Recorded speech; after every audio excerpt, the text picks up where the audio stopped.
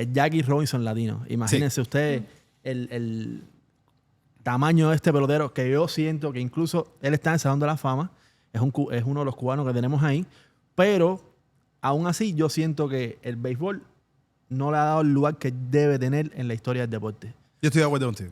Más allá de que está en el Salón de la Fama. O sea, yo siento que él debería estar en un lugar mucho más alto con los Jackie Robinson, con los peloteros o deportistas que en verdad cambiaron el deporte para bien.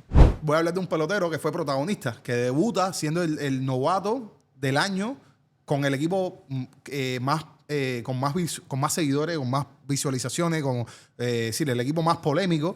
Y él es el novato del año rompiendo más de 11 récords en la historia de todos los novatos, ¿no? Y estoy hablando de un pelotero que hizo carrera en Grandes Ligas, Kenji Morales, que tuvo más de 200 jonrones en las Grandes Ligas, uno de los 7 cubanos en hacerlo. Tuvo una carrera muy bonita, es muy respetado. No fue una figura polémica, fue a lo mejor un pelotero que la gente no valora el impacto que tuvo. Y no solamente en la carrera, ganó anillo de Serie Mundial, sino también con los demás. Yo tengo un momento de el mismo Jackie Robinson, que también había que hablar de ese. Espectacular. ¿A quién tenía que hablar de él? Cuando se roba el home en la Serie Mundial. En ese primer juego. De los Dodgers y los Yankees. Sí. Que bueno, que hasta ahora dice que todavía, bueno, el catcher Yogi Berra dice que no llegó, que mentira, que no había llegado, que no se lo robó, pero bueno. Oye, si tú buscas la jugada, tú te das cuenta que el tipo fue out.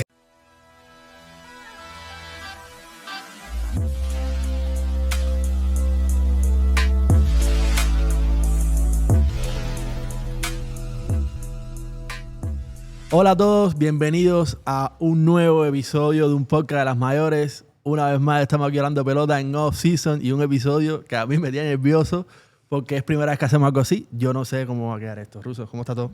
Muy bien, estamos muy bien. Tu cara semana dice intensa. Todo. Tu cara lo dice todo. Pero sí. a mal tiempo, buena cara. Sí, hoy tenemos una invitada, estamos muy felices por eso, Valentina Ricci. ¿Cómo está todo? Bien, pues súper bien. Gracias más bien por la invitación. Yo también estoy un poquito nervioso, pero como es primero es para todo el mundo, entonces ya me relajo. Ya estoy bien. Así mismo. Oye, este año, para que la gente un poco te conozca, empezaste a cubrir béisbol. Sí. ¿Cómo te fue esta temporada? Me encantó. O sea, la verdad te estaba comentando ahorita fuera de cámara que no tenía en mis planes yo cubrir béisbol este año para nada. Sí. Más bien fue como una idea de, mira, ¿qué tal si estás en Miami, están los Marlins, tal? Si quieres, ya yo había comenzado con NBA, después con el fútbol, con el Inter Miami. Y dije, bueno, una raya más putigre, ¿qué importa, no? Dije, ok, esta vez yo veo. Y las primeras veces estaba súper nerviosa, porque bueno, sabes cómo está ahí en el campo, es súper dinámico. Si no te mueves, pierdes la entrevista, pierdes la cosa. Y al principio yo estaba como que, ¿será que sí puedo? Porque era a pesar de que yo vengo de Venezuela y uno viene de ahí inculcado al béisbol desde que naces, y aquí hay muchos peloteros latinos también que muchísimo venezolano, bueno, cubano, dominicano, de todo. Y siempre tenía el béisbol presente, pero no en una manera así de para poder cubrirlo, ¿no? Y fue como que lanzarme al agua sin saber nadar y dije, bueno. Y después de este año terminé casi que llorando cuando fue el último juego aquí porque no me quería ir. O sea, de verdad que me enamoré del béisbol de una manera increíble. O sea, la pelota es que se da mucho querer, la verdad. Sí, la pelota es todos los días. No, y cada vez está muy buena. No solamente porque es la pasión nuestra, sino por los récords de audiencia que hemos estado teniendo y que se ha traído más público. Yo creo que también las nuevas reglas, sobre todo el reloj, ha ayudado mucho a atraer el público y no solamente a mantenerlo también, porque la gente como que se estaba cansando también de la dinámica del béisbol. No estoy diciendo todo, ni los fanáticos más puristas, pero sí. Oye, cuéntame cómo es que empezaste con tanta, porque también cubres otros deportes, y cómo es que te nace esta pasión a Valentina de los deportes. Bueno, es que es un poco raro porque la verdad en mi familia nadie ve deportes. La única que ve deportes soy yo. My goodness, mira qué historia es. Más bien que ahorita con esta serie mundial me sorprendió mucho ver a mis padres brincando y saltando frente a la televisión. El pelotazo siempre pasa en la serie mundial. Es loquísimo, de verdad. Pero que yo no había visto nunca tan emocionado con eso porque es que en mi casa, creo que bueno, la Fórmula 1 un poquito, mi papá es italiano, entonces Ferrari en la casa, ver Fórmula 1. Exacto. Pero tampoco era algo así de religiosamente sentarnos a ver un deporte o algo, ni en Venezuela, nada. Y la verdad, no sé, de repente un día me senté a ver un juego de fútbol y dije, esto me gusta. Y me gusta y tal, y empecé a seguirlo, empecé a ir por el fútbol y después el básquet, después el béisbol, ahora la pelota, todo. Entonces, tengo ahí mi mezcla de deportes. Rápido, para que la gente lo sepa. ¿Cuán cool es el grupo de personas que cubren béisbol, sobre todo los latinos, en el estadio de los Marlins. No, es increíble, de es verdad. Un grupazo, bro, es muy nice. Un ambientazo. Sí. O sea, a mí me encanta ir para allá, Sí. la verdad. Yo a mí me emocionaba cada vez que había juego y dije, qué emoción, tengo 3 días de juego seguidos para ir para allá, porque aparte del trabajo y eso, la verdad que es un ambientazo, todos los compañeros, todos los periodistas, los mismos jugadores. Sí. De verdad que este año al menos, que yo estuve presente ahí casi todo el año, fue un ambientazo. A mí me encanta. Sí. Yo contaba los días para regresar al estadio. Más bien, te estaba Sí. diciendo que yo casi que cuando termino dije, bueno, yo me quedo dormido aquí y ya nos vemos el año que viene. No, bro, yo no voy tanto como quisiera, porque todo el mundo lo sabe, nosotros no trabajamos, o sea, tenemos un trabajo fuera de aquí y la pelota es un deporte que es muy... Sí. La pelota es un deporte que es todos los días. Sí, es muy Entonces, exigente. para ir al estadio es complicado, porque después del fin de semana, si lo tienes libre, es el único día que tienes para estar con la familia, etcétera. Entonces, por eso este año no fuimos tanto al estadio. Yo creo que nosotros fuimos así a cubrir pelotas. 4 veces. 4 veces, 5 máximo. En todo el año. 4 fines de semana. Ya. Entonces, de madre. Pero bueno, ahora quiero decirle la noticia que creo que es el 6 de diciembre. Tengo que verificar revisen la fecha. Hay un derby de jonrones de estrellas y también un juego de softball de personas famosas. Sí, de En el personalidad. estadio de los Marlins. Nosotros vamos a ir para allá. No a jugar, vamos para allá a cubrir y vamos a estar ahí, tú sabes, pasando un rato y viviendo un poco de pelota en el off-season, que uno la extraña cantidad. De todas Bueno, nos formas, vemos ahí. Yo también voy a estar. También va a Claro, ser- Sí, claro. y es lo que tú dices, nosotros no pudimos ir, pero también lo bonito que tiene esto es hacer conexiones y crear relaciones. Entonces, por ejemplo, ahí también está Jordano Carmona, Daniel Álvarez, ¿sabes? Como que ese grupo es bien Daniel, especial. Jordano, por aquí estuvo Alfred, Álvarez, que sí. estuvo ahí con nosotros. Sí. Está la mamá de Daniel, que esa mujer es una leyenda, una Marimonte. Sí, Bueno, ahí tremendo grupazo. sí, ¿verdad? sí. Sí, no, hay Oye, un grupazo ahí, de Sí, verdad. eso está súper Pero de nice. verdad no se come todos los pastelitos. No, Ay, qué abrazo, gracias, Jordano. Oye, Jordano que no quiere salir de su casa a venir para acá ni Lo vamos a ir vamos a llevar en el estudio No para allá, quiere, para Jordi casa. no quiere venir para acá. No, es que él no quiere salir de su casa. Él graba su podcast de su casa. Lo más que lo puedes encontrar es los viernes ahí en el Real Real Café. Café. Ahí y de ahí Ya él lo no voy a se mueve bombardear. mucho. Vamos a bulearlo entre todos para que Así venga. es. Oye, vamos a comentarle un poco de lo que va a tratar este podcast. Que la gente entienda. Nosotros vamos a estar conversando de eventos, carreras o cosas, momentos en específico que sean muy singulares en la historia del béisbol, totalmente al azar, escogido por nosotros, y vamos a estar comentando sobre ese momento. Si quieren empiezo yo, para que ya Dale. romper el hielo. Ok, me bien? parece. Porque, mira, mi primera historia es de una historia increíble que fue una de las primeras historias que yo vi cuando yo empecé a ver béisbol de Grandes Ligas. Porque nosotros en Cuba no tenemos esa cultura de ver Grandes Ligas, muy difícil. Y más en la época que nosotros éramos niños, no había internet, era básicamente imposible. Y por ahí, por el 2012, fue que yo empecé como a ver Grandes Ligas de verdad, por un amigo, etc. Y por ahí yo me encontré con la historia de Adam Greenberg, que es la famosa historia de One at Bat. Y voy a explicar por qué. Pero tengo que ir para atrás. Adam Greenberg es un pelotero que básicamente tuvo una buena carrera en high school, era un pelotero bastante talentoso. Después también tuvo una buena carrera en North Carolina en la universidad. Y básicamente fue drafteado por los Cubs en una ronda 9. No era nada espectacular, pero sin embargo le fue muy bien en ligas menores. Rápido, en 3 años llegó a Grandes Ligas, en el 2005. Bien rápido. Batió más de 800 en todos los años en ligas menores, de OPS. El tipo estaba bastante bien. Ready. Estaba ready, bro. Él llegó a Grandes Ligas y pasó lo increíble, lo impensable. En un juego contra los Marlins, en el primer turno al bate, el lanzador, que se llamaba Valerio de los Santos, le dio un pelotazo en la cabeza. El primer picheo que vio en Grandes Ligas, bro. Increíble. El pelotazo en la cabeza venía a 92 millas y le generó una contusión cerebral que se llama como contusión cerebral crónica. Una cosa así. Si tú ves las imágenes del juego, él se paró, hubo que aguantarlo porque perdía el equilibrio Claro. totalmente. No podía caminar. Increíble. Él estuvo lidiando con vértigo, mareo por meses. No podía estar de pie. Imagínate tú. Pasaron los tiempos, él trató de regresar.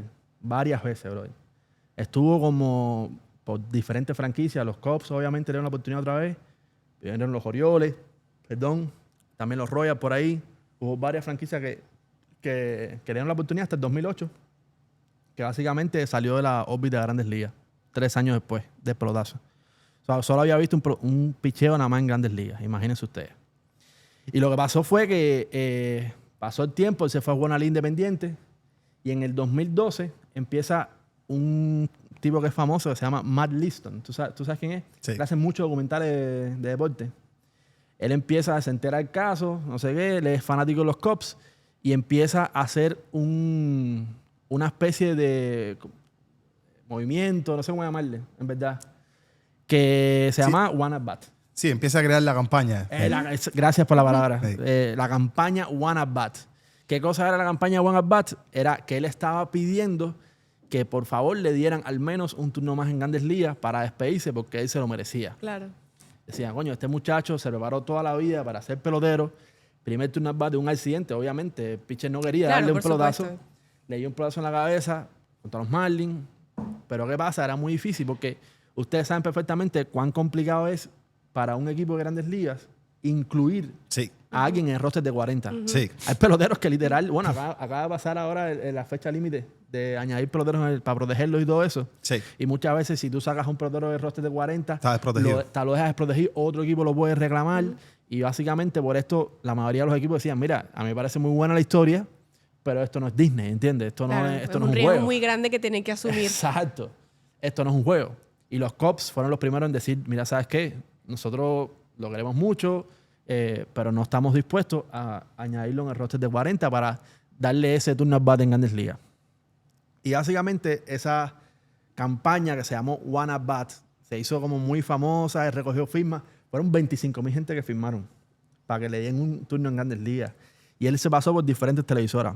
Yo tengo aquí algunas de las televisoras. Estuvo en ESPN, en NBC, en Yahoo Sports. Estuvo en Estuvo todas las En mejores. todos los grandes, lados. exacto. Sí. En todos lados iba este señor que se llama Matt Liston y el pelotero, Adam Greenberg. Iban los dos para allá. Ahí están las imágenes super cool de ellos hablando de su historia y todo eso. Y un día, bro, pasó lo que nadie se podía imaginar. Y estaban en medio de un programa, en Today Show, contando su historia, no sé qué, y llamó en vivo David Samson.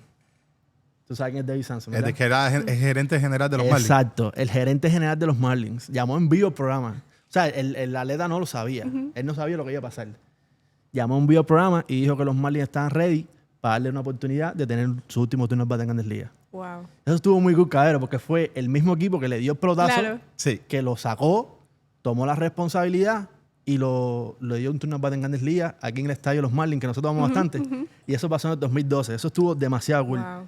Si tú ves la reacción de ese muchacho en vivo cuando le dijeron eso, bro, él no sabe ni qué hacer. ¿Sabes qué? Lo tengo que buscar. Yo lo tengo que buscar. Bro, Sí, eso sí, está hay muy, que muy verlo cool, ahora. muy cool. Él empieza como que a reírse, a hacer agua en los ojos, se tapa la cara. El muchacho que estaba con él empieza como igual, súper... No sabían ni qué hacer, porque Wow, no bro. se lo esperaban. Y hubo como un montón de gente que hablaron sobre el tema. Jeffrey Loria, que era el presidente. que Sí, todo el mundo- dueño. Y aquí la gente lo maltrata cantidad. Bueno, ahí hizo una buena acción. bro, una acción súper cool. En ese momento, Osillén, que eran managers de los Marlins, Sí. también habló súper bien de ese momento. Por ahí va, todo el mundo empezó a hablar de ese tema. Bueno, y llegó el día del turno at bat. Eso fue demasiado especial.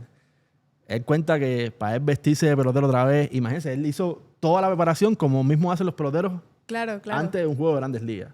Él hizo los turnos de cage, él con todo. Almorzó con los peloteros, hizo la raya cuando salen ahí a calentar, todo igual que los peloteros. Y en el medio de juegos, pues lo sacan como bateador emergente. Tocó la mala suerte que le tocó contra Dickey. Era el Dick, el tirador de Exacto. knockballs. Todo el mundo lo de bola conoce. New Year. Eric Dickey era un pitcher que en ese momento Paco Cosmo tuvo su mejor temporada. mejor pero por temporada, mucho, la de fue en Cy Young. 2012, fue la temporada de Cy Young. Oh, my goodness. Y bueno, le tiró 3 picheos, fueron 3 strikes, se ponchó, pero el estadio estaba lleno. Un estadio que, por cierto, se había recientemente inaugurado y el estadio estaba repleto por la historia de él. La gente con los carteles de One at Bat. Y bueno, salió ahí aplaudido. Todo el mundo lo quería cantidad. Y nada, es tremenda historia. Es la primera historia que tenía. En su carrera entera solo vio 4 picheos. El primero fue un pelotazo. Después 3 strikes que se ponchó.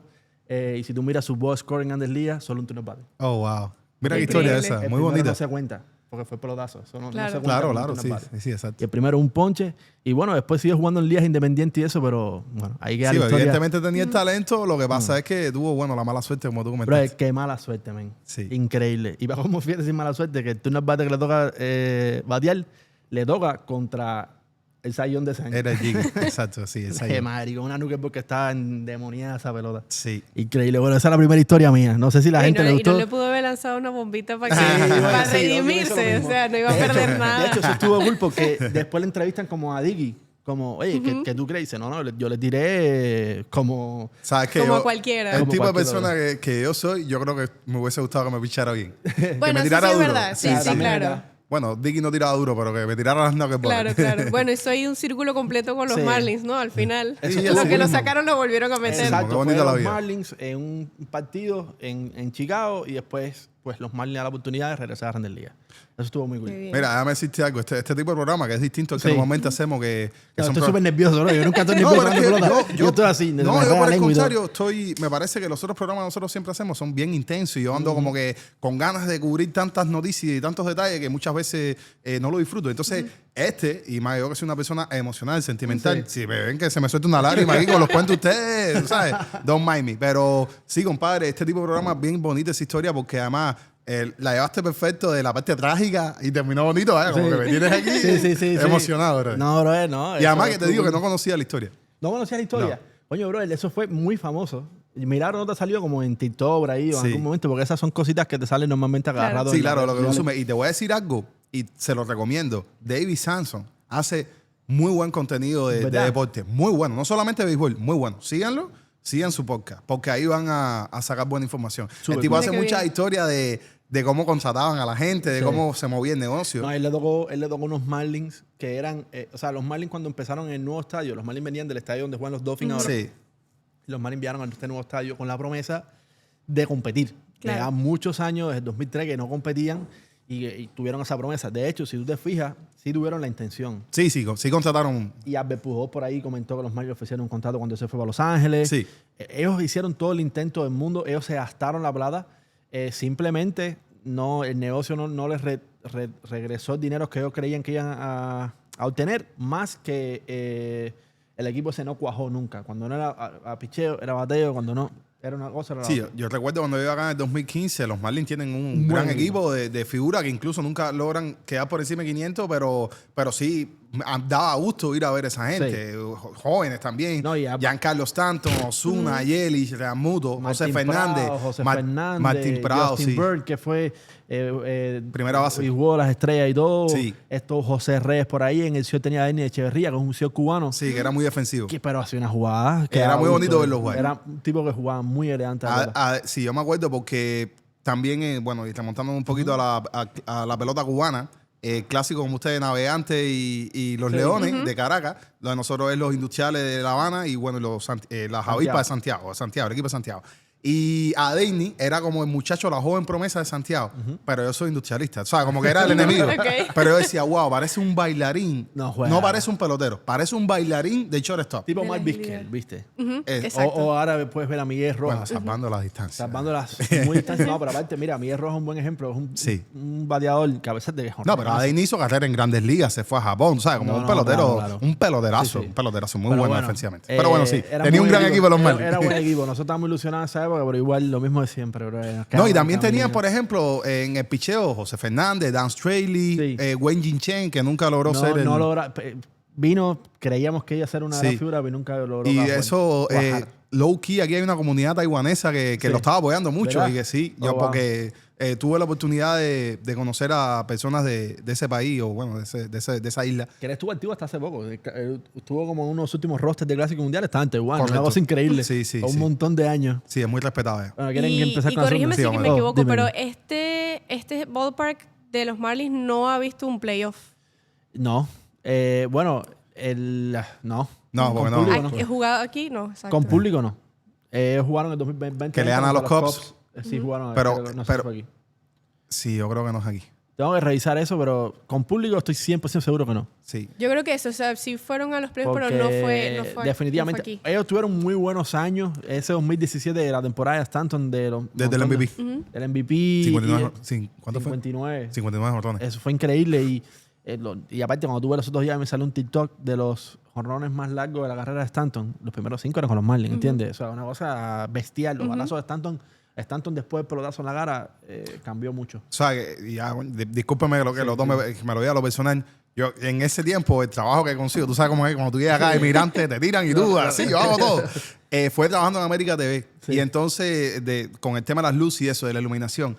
Pero estaba en la cabina, donde también estaban los deportes, como que tú podías ver cualquier cosa.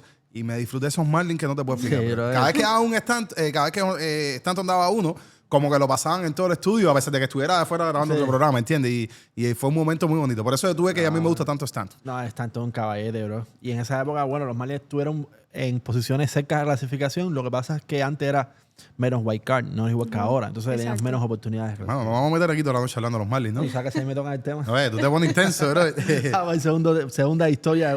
Vamos a escucharte. Bueno, mira, ya que estamos hablando de los Marlins, ¿verdad? Vamos a sacártelo del sistema para después pasar a otras cosas, ¿no? A mí de los Marlins puedo estar hablando toda la tarde. Te toca la tecla con los Marlins. Sí. Bueno, estamos hablando de eso, de historias o de momentos que nos marcaron, ¿no? Yo como soy más joven y empecé este año nada más a meterme 100% en el béisbol, este año lo que a mí me marcó fue esa serie de los Yankees con los Marlins. Wow. Para mí eso fue... Mira, yo no dormí en una semana déjame entera. interrumpirte rápido. Después de la serie, yo veía aquí y yo estaba 100% seguro que los Marlins a playoff. Oh, my goodness. Yo me acuerdo, yo te tuve que... sí, yo me acuerdo. Oye, ven acá, bájate. Con la fe súper alterada, así que... Sí, la verdad para mí eso fue... Bueno, eso, histórico, ¿no? En la franquicia de los Marlins nunca habían barrido los Yankees en casa. Y la verdad que fue un ambientazo total, sold out. O sea, fue algo que yo en todo el año no había visto en persona, al menos. Mismo es el fin de semana que más público recibió los Marlins desde que se creó el estadio. No, y que normalmente acá hay muchas personas en New York, hay muchas personas que apoyan a los Yankees porque es la franquicia más grande históricamente. Y que van al estadio. Pero yo creo que esa serie trajo muchos Marlins, muchos fans de los Marlins. Sí. Increíble, bro. Es la primera serie de los Yankees, yo veo así. Exacto. Porque normalmente cuando tú ves los Yankees es el estadio entero de los Yankees de Miami, ¿entiendes? Claro. Los Yankees de Miami, así como le dice. Es terrible. Okay. Pero sí fue bien bonito, la verdad.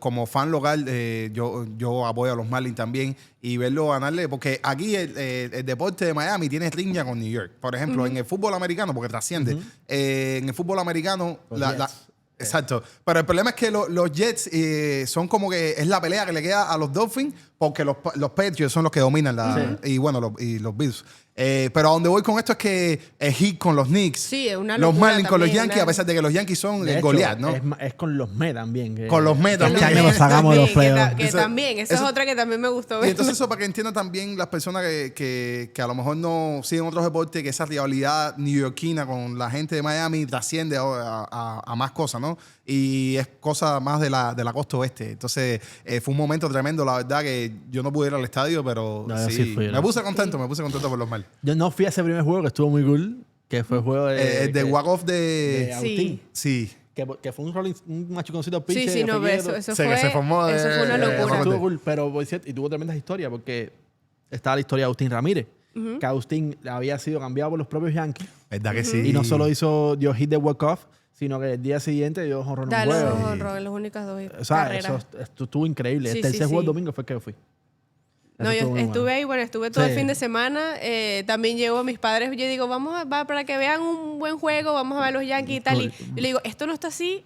Nunca. Sí. O sea, esto no pasa siempre. Sí. Y después salieron, ¿sabes? Vueltos locos después de ese Grand Slam de Cows Towers, que se cae el estadio prácticamente de gente. Y salen así como que, ay, esto sí es divertido. Y yo, mamá, eso no pasa nunca. O sea, esto que vieron fue histórico. O sea, presenciaron uno de los mejores juegos del año. Sí, y siendo, o sea, que empezó así fue. con las expectativas un poquito bajitas, ¿no? Porque bueno, ya sabes, los Yankees tampoco es que estaban súper dominando. Sí. Aaron Judge tampoco jugó. Pero sí es verdad que, estban ahí, no estaba a su favor, ¿no? Las apuestas. Y yo creo que por eso fue el triple de especial ese fin de semana. Y los Marlins los Marlins tuvieron una racha que se acabó con esa serie que fue barrida. Automáticamente después de eso, recuerdo que vino Houston y perdieron la serie y perdieron ahí varias series consecutivas. Llegaban en ese momento, no sé si 12 o 13 series consecutivas ganadas. Sí. Habían ganado los últimos 25 juegos, habían ganado como 21. Tú estabas sacando los tickets de octubre. Pero sí, Sacando la cuenta. mira, sí, la persona en el mundo que más tiene fe en los Marlins soy yo. Yo lo sé, mi hermano. Y eso, yo me siento orgulloso de tener un amigo así como tú. 5 días antes que se acaba la temporada, yo todavía sacaba cuenta, ¿entiendes? Decía, mismo, compadre. hay posibilidad. Y me mandaba mensajes. Ruso, si mira, si pierdes este y gana este y no Mira, sé qué. es gracioso porque Robert tiene mucha fe en los Marlins. A mí me gustan los Cardinals. Es como el equipo que yo sigo de niño y yo siempre quiero que ellos clasifiquen, ¿no? Y, por ejemplo, los Cardinals contra otro equipo siempre quiero que ellos ganen. Pero no soy el die-hard fan que es Robert. Entonces, hubo un momento que los Cardinals y los Marlins tienen el mismo récord. Están como que el mismo récord. Es la misma posibilidad de clasificar los playoffs. Yo estaba como que esta gente otro año tirado y súper bravo y Robert estaba como que estamos ahí mismo, los tenemos.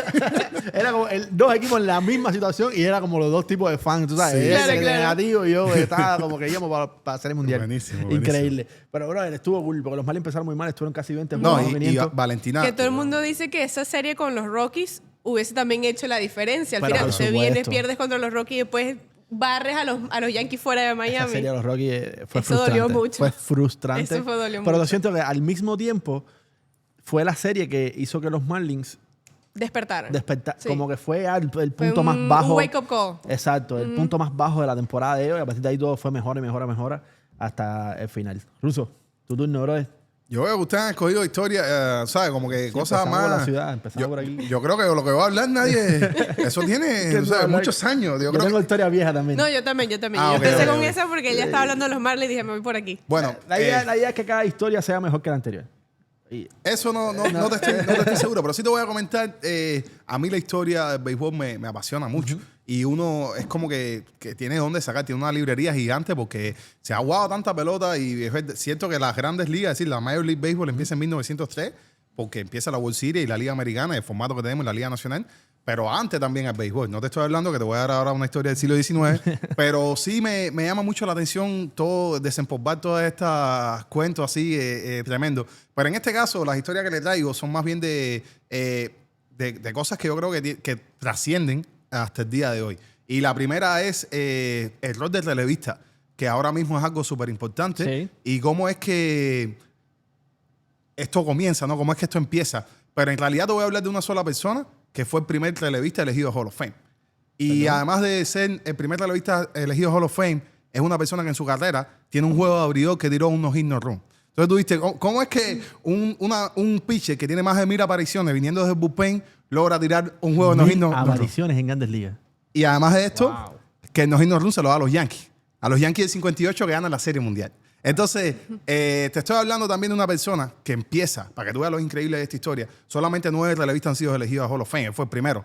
Y es como que se consolida la idea de que el pitcher abridor necesita ayuda, el pitcher de bullpen no es alguien que es un pitcher de... Segunda. Exacto, Claro. de repuesto, no es un pitcher de que... Es decir, es alguien necesario. Claro. Y esto, él se consolida, estuvo lanzando...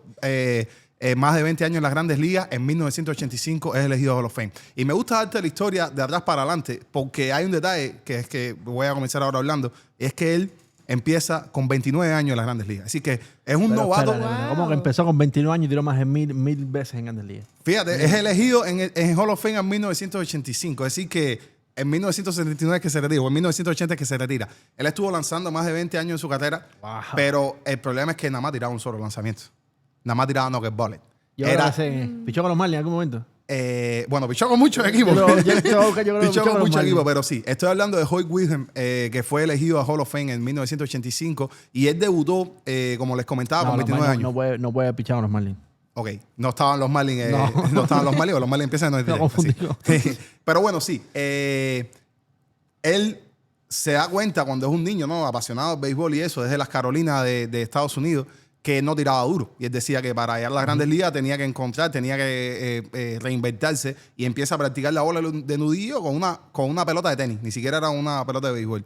Y le pone tanto empeño, le sigue jugando el béisbol, hace carrera militar. En aquel momento de la historia era muy normal. Y se va a la Segunda Guerra Mundial, pelea por allá, regresa Wow. y debuta.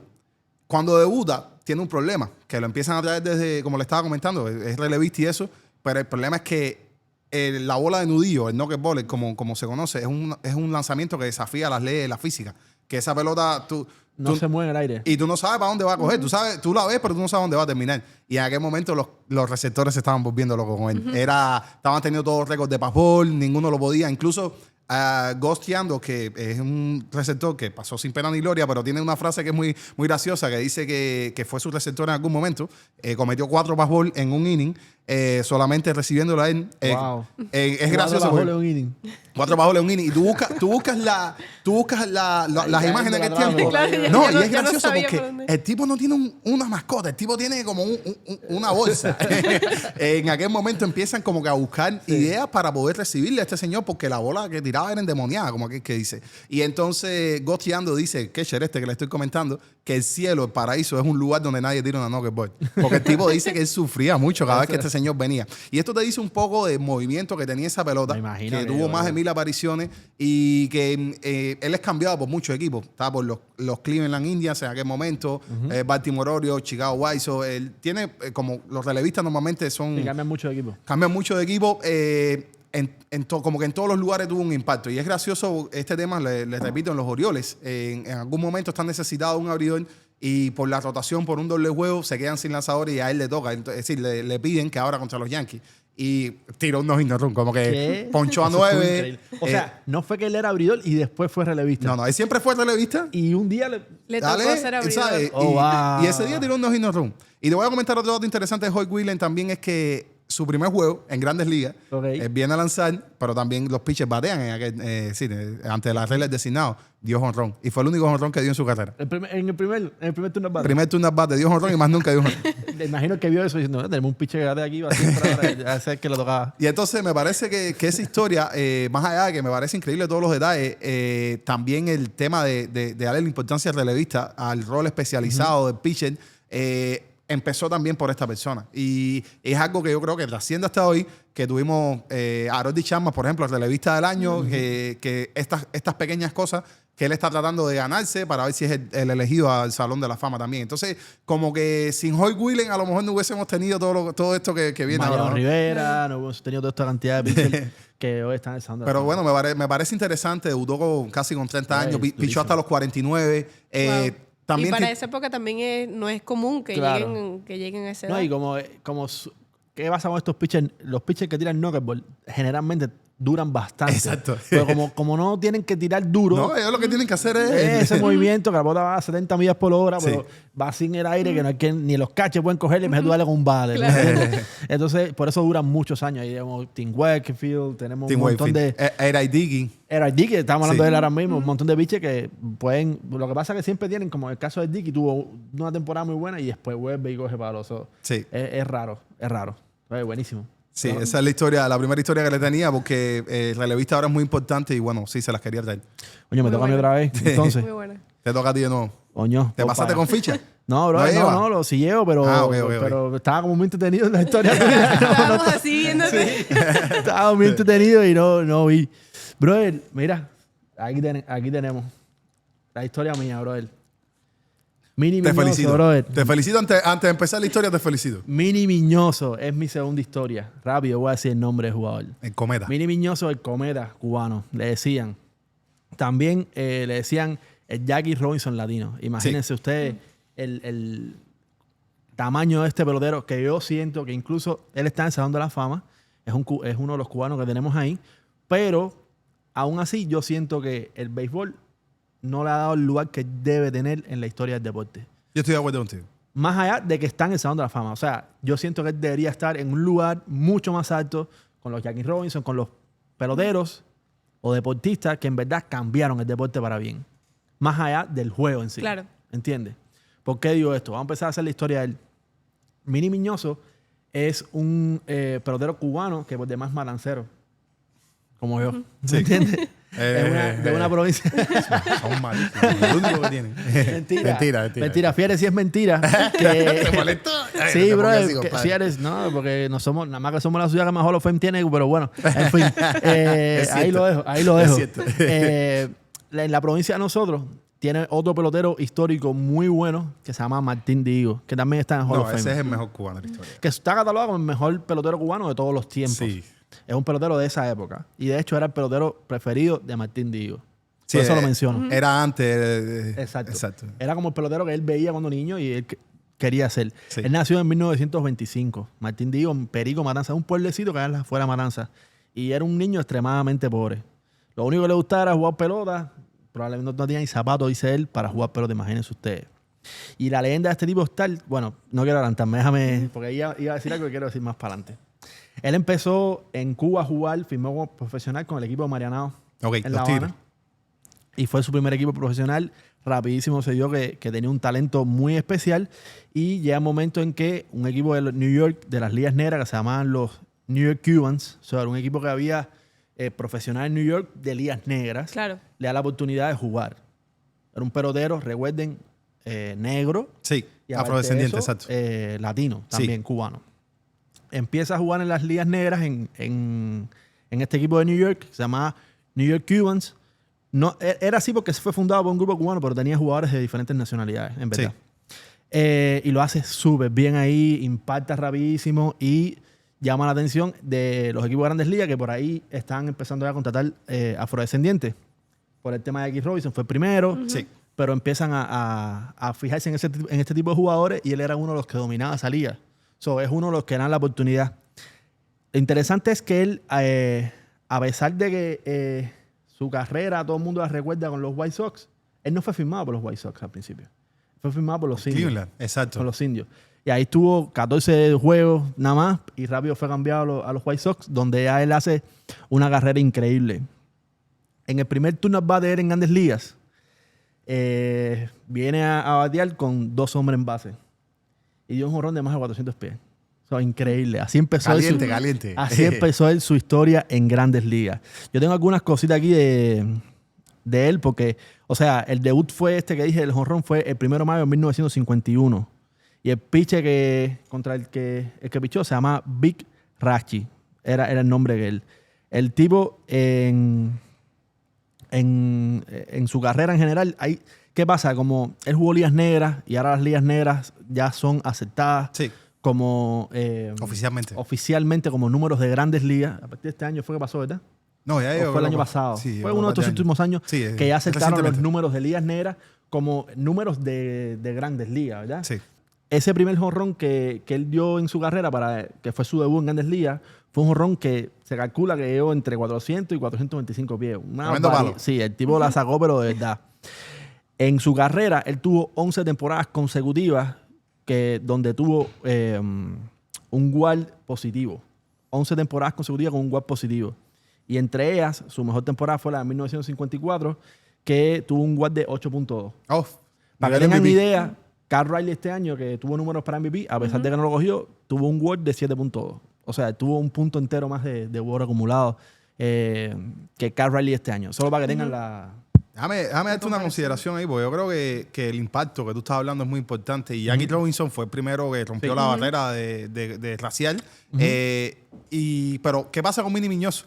Minnie Miñoso llega y es el primer latino afrodescendiente. Pero estamos hablando que era un momento del mundo complicado. Donde representaba 2 minorías al mismo tiempo. O sea, Exacto. ya estaba todo en tu contra. Exacto. Y te voy a dar otro detalle, Valentina. Tu inglés era bastante malo. Porque Minnie Miñoso no hablaba inglés. Entonces, eso, si lo traducimos a las estadísticas, estaba buscando acá en Baseball Reference que cuando él llega a las Grandes Ligas, él quedó líder en pelotazo para que tú veas si no le gustaban a la gente en 1, 2, 3, 4, 5 ocasiones en su carrera. Perdón, 6. Y entonces, el primer año que llega, le dan 10 bolazos, 16, 11, como que le pegaban porque era gente que no estaba acostumbrado a ver a jugadores afrodescendientes, que no le gustaba y que como que él tenía que pelear, además del nivel, de cambiar su vida completamente, de ser inmigrante. Exacto. Tenía que pelear también con gente que estaba molesta por su color de la piel. Alzaban la voz de esa manera, como atacándolo por allí, ¿no? Así mismo de una manera de no perteneces aquí, y él le lanzaba esos tablazos para decir, bueno, así estoy aquí para quedarme. Para que me respeten, así está. A mí me encantan esas historias. De hecho, yo tengo el numerito por aquí. Cuéntame. En toda su carrera recibió 192 pelotazos. Imagínense ustedes, es un top 10 histórico de peloteros que más han recibido pelotazos en la historia. Le daban pelotazo por eso, porque era negro y latino. Sí. Era un tipo que era quizás segregado tanto por los blancos americanos como por los negros americanos Claro. también. Imagínense. Era muy difícil y por eso es que yo estaba diciendo al principio Sí, por eso que quería él rescatar eso. necesita, o sea, que el béisbol, y sobre todo para nosotros los latinos, no le damos el lugar que deberíamos darle a Minnie Miñoso en la historia de nuestro deporte. Sí. Claro. Porque yo siento que, por ejemplo, los americanos sí se la dan a Jackie Robinson. Ujú. Sí, Nadie puede jugar con el número 42. Todos los días, o sea, todos los años hay un día de Jackie Robinson en los 15 estadios que todo el mundo juega con su número y se pone su nombre que Muy se lo bonito merece. eso. A mí me Esto gusta muy mucho bonito. esa tradición. Esto no es en detrimento de lo que se hace por Jackie Robinson. Esto es porque también se debería tomar en cuenta a Minnie Miñoso como algo al menos similar a lo que es Jackie Robinson. Porque aparte tenían juegos bastante similares. Minnie Miñoso fue también líder en bases robadas en Grandes Ligas, múltiples series. Era un pelotero que no te daba muchos honrones, pero sí te estaba siempre en base. Daba muchos triples. Era un pelotero bien caliente. Sí. Muy parecido a lo que hacía Jackie Robinson, que era un show en el terreno. Claro. Él tiene otras cosas bastante increíbles. Bueno, también Más tiene allá de los pelotazos. la salida de país, que sí, como él tiene que salir de Eso Cuba. eso no lo comenté. Cuéntame. No, coméntamelo tú. No. Bueno, mira, él es presionado porque en Cuba hay una revolución social y comunista y es decir, se crea un régimen autocrático en ese momento donde están regidos por Fidel Castro y por las cosas que le daba la gana a él de hacer. Y él se le ocurre quitar la pelota profesional, como Así tú estabas mismo. diciendo, jugaba para los Tigres de Marianao, que era una liga muy buena donde los peloteros tenían... Era la liga invernal más importante de ese momento. Sí, no, y tenían también, eran bien atendidos los peloteros, como que era un privilegio, era un prestigio, es la palabra que estoy Y buscando. muchos peloteros americanos de Grandes Ligas iban a Cuba a jugar. Iban a Cuba a Sí, jugar. y entonces uno de los peloteros que se vio afectado por esto fue Orestes Miñoso y prácticamente lo botaron de Cuba, lo despojaron de todas las cosas que tenían, de la mayoría de las cosas y le quitaron, es decir, le igualaron el salario, como que ahora, sí, antes todos ganaban, tenían los salarios como son ahora. Imagínate tú que ahora Juan Soto, tú le digas, no, ahora vas a ganar 100 pesos. O sea, como que Claro. todos ganan Sí. 100 pesos. Claro. Porque Entonces, claro, yo para decir lo que Cuéntame. apoyar a Russo ahí, que es que esto pasa en Cuba cuando ya él es una estrella de Grandes exacto. Ligas. Ya O sea, él es el mejor pelotero cubano del momento. Claro. exacto, ya era una superestrella de Grandes Ligas. Si te fijas, eso pasó en Cuba en el año 59, en el 54 tiene la mejor temporada de su carrera en Grandes Ligas, para que tú tengas idea de que él ya era un pelotero con un renombre mundial. Sí, sí, de un nivel altísimo, Y en claro. Cuba, no solo él, Tani Pérez, una serie de peloteros que Sí. básicamente en Cuba le dieron a escoger. Si te vas, no puedes regresar más nunca a tu país. Sí, Si te quedas, no puedes ser más nunca Claro. profesional. sí. Y entonces hubo algunos que, imagínate, es como, no hay decisión correcta, Claro, pero oye, si me claro. voy, coño, pero tengo familia, a lo mejor te dejé hijos atrás. No, y y más que tú nunca estás podía yendo a re- lo desconocido, tú no hablas Exacto. inglés, tú Claro. no sabes lo que es Estados Unidos. No, y ya sabes cómo te van a recibir allá, que no te van a recibir tampoco con los Exacto. brazos abiertos de Tú no sí, sabes van a si vas jugar a aquí firmar, como quieras. exacto. En el claro. caso específico de Exactamente. Tani, porque ya era una superestrella ya. Sí, En Tani el era caso joven. específico de Tani, fue el pelotero más joven de esa camada que se fue de Cuba y sí fue así. Él no tenía nada en la mano. Fue todo un salto al vacío y bueno, es otro de los Hall of Famers que nosotros tenemos en Grandes Ligas. Y el único que es seleccionado Hall of Famer de la manera Directa, tradicional, tradicional. como se hace normalmente. Los demás han sido como Minnie Miñoso, que eso quiero conversar después. Por comité veterano. Seleccionado años después, incluso años después de morirse. Lo cual él no le hace justicia tampoco. Quiero decir otras cosas. Por ejemplo, él fue 9 veces All-Star, 3 guantes de oro. Tuvo 8 temporadas, más de 300 de averaje. Oh, wow. OPS Bueno. más de 130 en su carrera entera. OPS Plus. Plus, muy bueno. muy Increíble. bueno. Era una época que no se bateaba. Y fue líder en bases robadas 4 años consecutivos entre 1951 y 1953. Sí. Pero aparte de eso, él tiene un récord bastante peculiar, que es el único pelotero que ha jugado profesional en 6 décadas diferentes. Sí. Y tú me dices, ¿cómo eso es posible? 6 décadas son 60 años, ¿tú me entiendes? Ese es mucho tiempo. Y eso fue así. Él jugó en la época de los 40 con los New York Cubans. Él jugó en la época de los 50, en los 60, en los 70, en los 80. Pero aparte de eso, tanto en el 93 como en el 2003, tuvo un turno at bat simbólico en ligas menores para mantener su récord. Exacto. Claro. Y mantenerlo mantenerlo vivo. En el turno at bat, la primera vez que hizo algo así fue en el 1980, que con 54 años tuvo un turno at bat no en ligas menores, en grandes ligas. Esto fue impresionante. Luego en el 93 vuelve a batear y en el 2003, a los 77 años, tiene su último turno at bat como profesional. Increíble. Imagínate. Pero imagínense esto, un hombre con 77 años jugando pelota profesional. Y en Qué una bonito, entrevista compadre. Sí. le dicen como, no, usted hace cómo se siente por los récords que está. Porque eso es un récord vigente. Claro. Es el único pelotero que ha jugado profesional 6 décadas diferentes. Y él dice que que a él no le importan los récords, que él sigue jugando pelota porque es lo único que él ama en la vida. Eso es lo que más ama en la vida. Es una cosa increíble que hizo Mini Miñoso. Y quiero cerrar con esta parte de su adición al Salón de la Fama. Sí. Él muere en el 2015. Se murió Mini Miñoso, una persona, murió anciano y fue exaltado al Salón de la Fama en el 2022. Algo muy cruel, porque no le reconocieron en vida lo que debían haber hecho. No, y estaba más que claro que... Se lo merecía. Claro, por supuesto. No, el impacto que tuvo en el deporte fue impresionante. Falleció en 2015, lo pusieron al Salón de la Fama en el 2022. Y quiero traer, no es uno de los temas que voy a traer, pero quiero hablar de Luis Tiant, que es otro pelotero cubano que merece de sobra estar en el Salón de la Fama. No lo subieron nunca, falleció este año. Sí. Y yo sé que algún día lo van a poner en el Salón de la Fama y es súper triste que lo hagan después de muerto. Claro. En vez de no hacerlo tiene en el mismo vida. impacto para nada. Pero aparte de eso es como, ¿por qué? ¿Entiendes? Explíquenme por qué. ¿Por qué tienen que esperar a que pero ya no está aquí, que él no pueda vivirlo de que, ok, soy un Hall of Famer? No sé, me parece algo extremadamente injusto. Mini Miñoso, para cerrarlo, fue gracias a él. Hay más de 1000 peloteros latinos que han jugado en Grandes Ligas y él merece una mejor posición en la historia del béisbol. Definitivamente. Muy buena. Te felicito por haber salido a Mini Miñoso. Yo creo que es importante. Sí, para mí es súper raro hablar de esta forma, bro, porque yo estoy acostumbrado a hablar como de noticias y lo que pasó esta semana y es como me pongo nervioso. No, pero es importante hablar de esas cosas porque es que eso, o sea, como él, aparte del impacto en el terreno, pues en el impacto social y cultural es grandísimo. Es grandísimo. Es romper barreras y quedar en la historia como el primero. Así mismo es. Yo tengo también otras historias como por ahí. Sí. Oh, ¿me estás retando? No, no, para nada. Lo que te estoy es diciendo que así como me estaba comentando Valentina, de que trasciende el deporte. Que trasciende, claro. Sí. Yo también tengo otra que está bastante buena. Pero mejor que la mía. No sé. No sé la tuya. Es que yo no sé realmente lo que tú haces. ¿Me estás retando? No. Valentina, entonces, ¿cuál es la segunda historia? Ok, bueno, ya que vamos por esa línea, yo tengo un momento de el mismo Jackie Robinson, que también había que hablar de ese. Espectacular. ¿Alguien tenía que hablar de él? Cuando se roba el home en la Serie Mundial, en ese primer juego. De los Dodgers y los Yankees. Sí. Que bueno, que hasta ahora dice que todavía, bueno,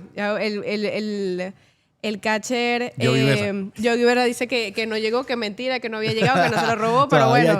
Oye, si tú buscas la jugada, tú te das cuenta que el tipo fue out. Fue out, se equivocó el umpire. Increíble. Y en realidad, si te pones a ver, es un riesgo grandísimo para esa época, porque ¿quién iba a luchar eso si... O sea, por ejemplo, ¿quién iba a luchar todos los pelotazos que le dieron a Mini Miñoso? O sea, nadie... y aparte que no había como ahora que hay que hacer reclamación y aparte, todo eso. exacto. Hay que verla en vivo. Exacto, nadie iba a y se levantaba un pombero en eso. ¿Tú has visto los deslizaban en base en esa época? Era un pombero, una nube. Sí, sí, imposible verlo. Es difícil. Ahí se la ve al árbitro, coño, pobrecito, bro. Pero Jackie Robinson, cool. Había que hablar de ese tipo. Lo que pasa. Bueno, la película. Tienen que ver la película. Espectacular la película, muy espectacular. buena. Primer, para alguien que quiera verse la historia así. Sí. 42, es como sea. Sí. Ajá, exactamente. 42. El primer negro que juega Grandes Ligas y lo que tuvo que pasar fue increíble. Después de él, otros se atrevieron. Pero bueno, la historia increíble, la de Jackie Robinson, que bien merecido está. Sí, el símbolo de Jackie Robinson me parece que bueno, lo que estamos hablando trasciende al deporte y es algo que las características de como de atleta eran muy buenas. Era un segunda base espectacular, tenía poder, que no era muy común en aquel tiempo, y ni ahora. Tenía muy buena defensa y la velocidad y era un tipo que corría mucho riesgo. Y entonces esta misma jugada, remontando, me parece que es súper interesante. Se lo hace a uno de los catchers más vivo de la liga. Se lo haces también a los Yankees en el mayor stage. Esto era un juego que se estaba poniendo por demás en televisión nacional. Como que esa jugada en aquel momento fue como ver a los marcianos, hermano. Porque se estuvo debatiendo por meses. Porque así mismo como estuvimos hablando aquí de la Serie Mundial, que se debió hacer esto, se debió hacer lo otro. Según yo me documenté cuando estuve viendo esa jugada, se habló mucho de como que creó mucho impacto, ¿no? Se robó el home en la Serie Mundial y, bueno, más allá del pelotero, ¿quién fue? Porque no fue un desconocido, sino fue Mr. Jackie Robinson. Sí, es súper gracioso porque es una de esas cosas que pasan en la vida que hay un montón de gente que dijo que estuvo ese día en ese juego, en esa jugada, que si tú sumas la cantidad de gente que dice que estuvo ahí, vaya, tiene que haber ido 4 estadios de pelota. 4 millones de personas. Es increíble. Pero esas cosas pasan y todo el mundo se atribuye como que no, yo estuve ahí, yo vi. Imagínate. Eso es increíble. Sí, a mí me parece espectacular porque eso, que yo digo que, como decías tú, eso trasciende demasiado, y sobre todo en esa época de aquí, de este país que era tan importante, ¿no? Todo lo que... Yo creo que, porque dicen, claro, en todos esos movimientos sociales, dice, bueno, es solamente un deporte, pero yo creo que después de que trasciende todos esos movimientos y lo que pasó después y todos los statements, ¿no? Las palabras que se dejan hechas allí por este tipo de acciones, por ejemplo, de Jackie Robinson, que por eso mismo que él es la leyenda que es, me parece espectacular. O sea, son cosas que no lo va a poder borrar nadie nunca. Así es. Así mismo, y como las cosas que le pisaban, le tiraban cosas... No, la gente no quería, los compañeros de equipo no querían bañarse en las mismas duchas que él. No, exacto. Y hay algo también, los Brooklyn Dodgers, los Dodgers en aquel momento, tenían, es decir, el spring training, el entrenamiento primaveral era en el sur. Y el sur del país era lo más complicado porque eran los que menos aceptaban esta transición social. Entonces, él muchas veces terminó siendo segregado y tuvo que, es decir, hay un momento de su etapa de su vida que va a Cuba, entrena en Cuba, le gusta mucho la forma que ha recibido, porque por supuesto una isla caribeña donde todos son... no existe, a pesar de que hay racismo y tal, pero no existe al mismo nivel. Como mismo en Estados Unidos. Pero para nada, ¿entiendes? Con respecto al sur del país. Y entonces fue importante para él también como que tener esa, digamos, exposición y saber que era también querido, apoyar internacionalmente, por decirlo así. Pero sí, fue una de las mejores figuras para leer su historia. Hubiese tenido la tecnología que usaron ahorita para ver si Will Smith levantó el pie o no del home, hubiese sido distinto. ¿Tú te imaginas? Hubiese quedado bien claro. Esa jugada estuvo buena. No, pero además que, fíjate, me parece estarla viendo ahora cómo yo vi la sala enseguida. Yo era un tipo que es bajito, entonces le empieza a pelear a la ampara y se mete como 5 minutos ahí protestando y al final el tipo canta como que safe, pero o sea, como que no hay discusión. En esa época no había repetición, ¿cómo un umpire cambia idea, bro? No, nada, yo creo que lo primero que cantaste tienes que morir allí. Está famoso juego de Galarrada, Armando. Coño, iba a decir eso mismo. Y no pasó en esa época. Pasó hace poco. 2012 creo que es. Oye, de hecho, increíble. a partir de este episodio viene como que se empuja mucho esto de meter el replay, meter la revisión, perdón, en el deporte. Sí, ¿qué pasaba? Porque la gente comentaba, oye, el béisbol se demora mucho. Yo, que soy fanático desde 1995, de que tengo 4 años a la pelota, yo consideraba que se demoraba. A mí me desesperaba ver al bateador ajustarse 10 veces la guantilla. Me desesperaba ver al pitcher salir del montículo 2 veces, escupir, ajustarse el cinto y después ponerse a pichar y decir no y volver a sacar el pie. Y decía, bro, pichea, mi hermano. Entonces, pero todo esto estaba a favor de la estrategia, de concentrar. Yo claro, entiendo. por supuesto. Soy más amigo del béisbol moderno, pero lo que quiero decir es que sí, tremenda la historia. Oye, ¿te toca a ti, bro?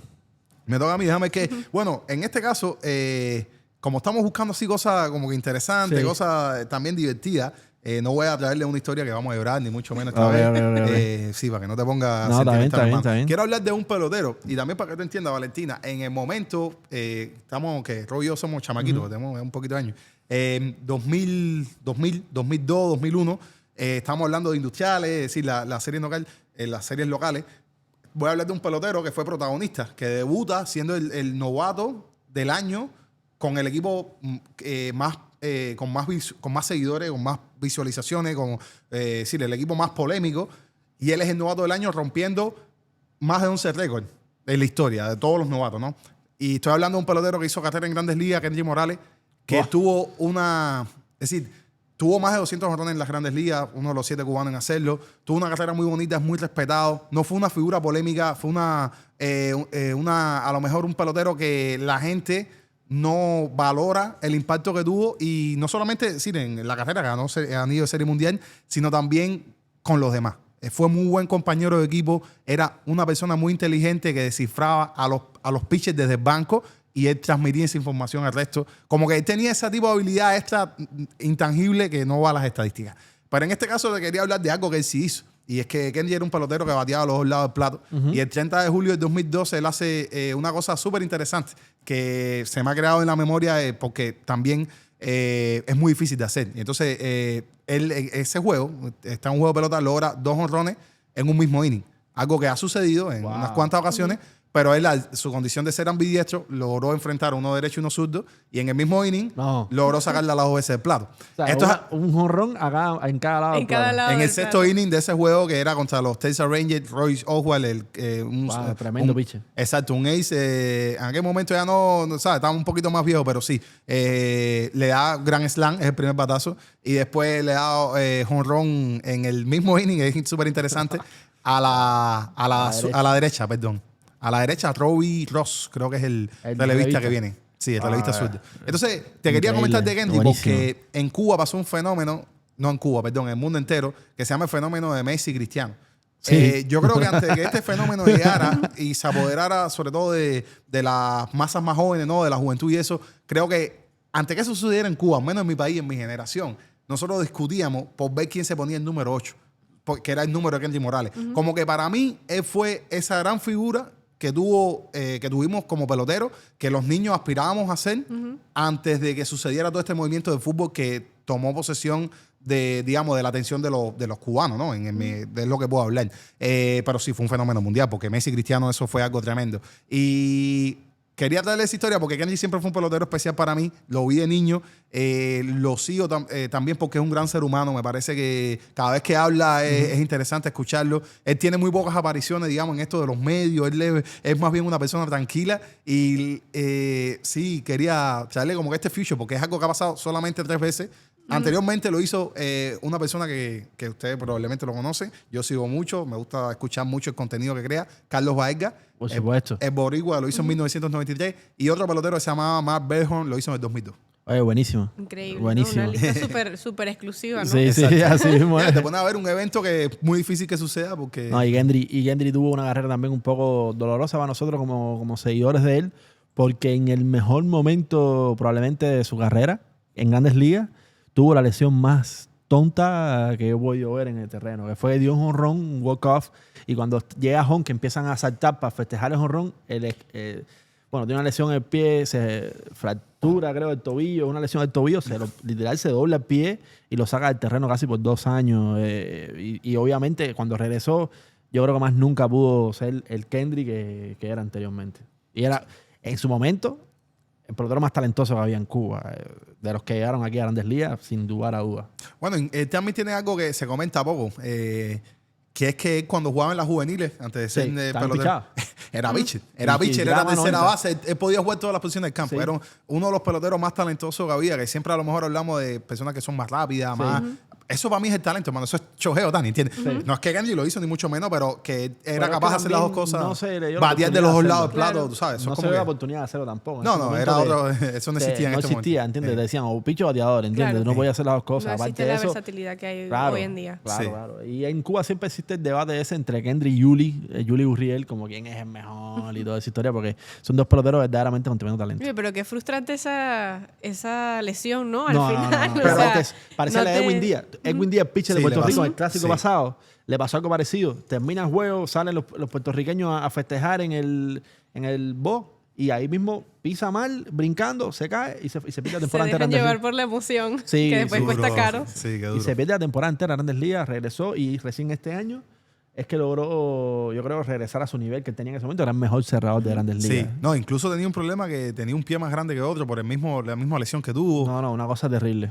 Sí, y bueno, Kendry, lo bonito que tiene es que después tiene esa lesión, pero es verdad que no alcanza, yo creo, el mismo nivel, pero logra ganar anillo de Serie Mundial con Kansas City. Me acuerdo que era el quinto, sexto bate, siempre como que... sí, fue parte de ese grupo especial de Kansas que ganaron jugando, robando base, como que ese béisbol caribe, ¿no? Como que caliente. Sí. Robando base, tocando bola, esas cosas que no sé. No se ven ya. Cuéntame los peloteros de Grandes Ligas no saben tocar la pelota. ¿Qué historia tienes por ahí? Bueno, bro, yo tengo un pelotero que pichó en latinoamericano, ¿verdad? Y tenía algo increíble, bro, y es que de nacimiento nació sin una mano.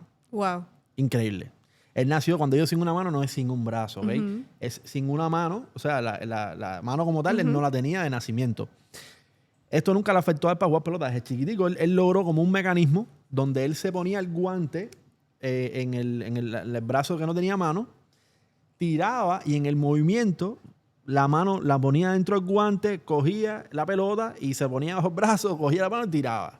Pero perfeccionó tanto ese movimiento de que no era para nada malo defensivamente. En su carrera, cuando llegó a Grandes Ligas, tuvo votos incluso para un Guante de Oro. Estoy hablando de Jim Abbott. Esto es una historia increíble, no solo deportivamente, también de superación, porque es una persona discapacitada que llegó al máximo del deporte, logrando hasta un no-hit no-run en Grandes Ligas. Así mismo, hermano. Así mismo. Y jugando para franquicias como los Yankees. O sea, una cosa increíble.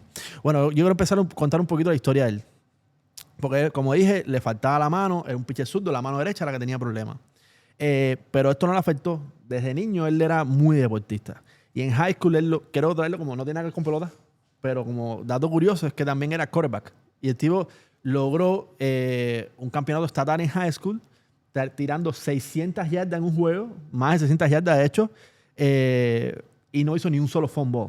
Los mismos scouts de fútbol americano decían, ¿cómo es posible? Porque aquí todos hemos visto fútbol y las presiones que te hacen, se tocan y la pelota sale volando. A los quarterbacks que tienen las dos manos. Y que exacto, se tiene que decir que tienen las dos manos. Bien la pelota. Entonces imagínense el talento para el deporte que tenía este muchacho, que incluso con esa discapacidad podía jugar hasta ese nivel.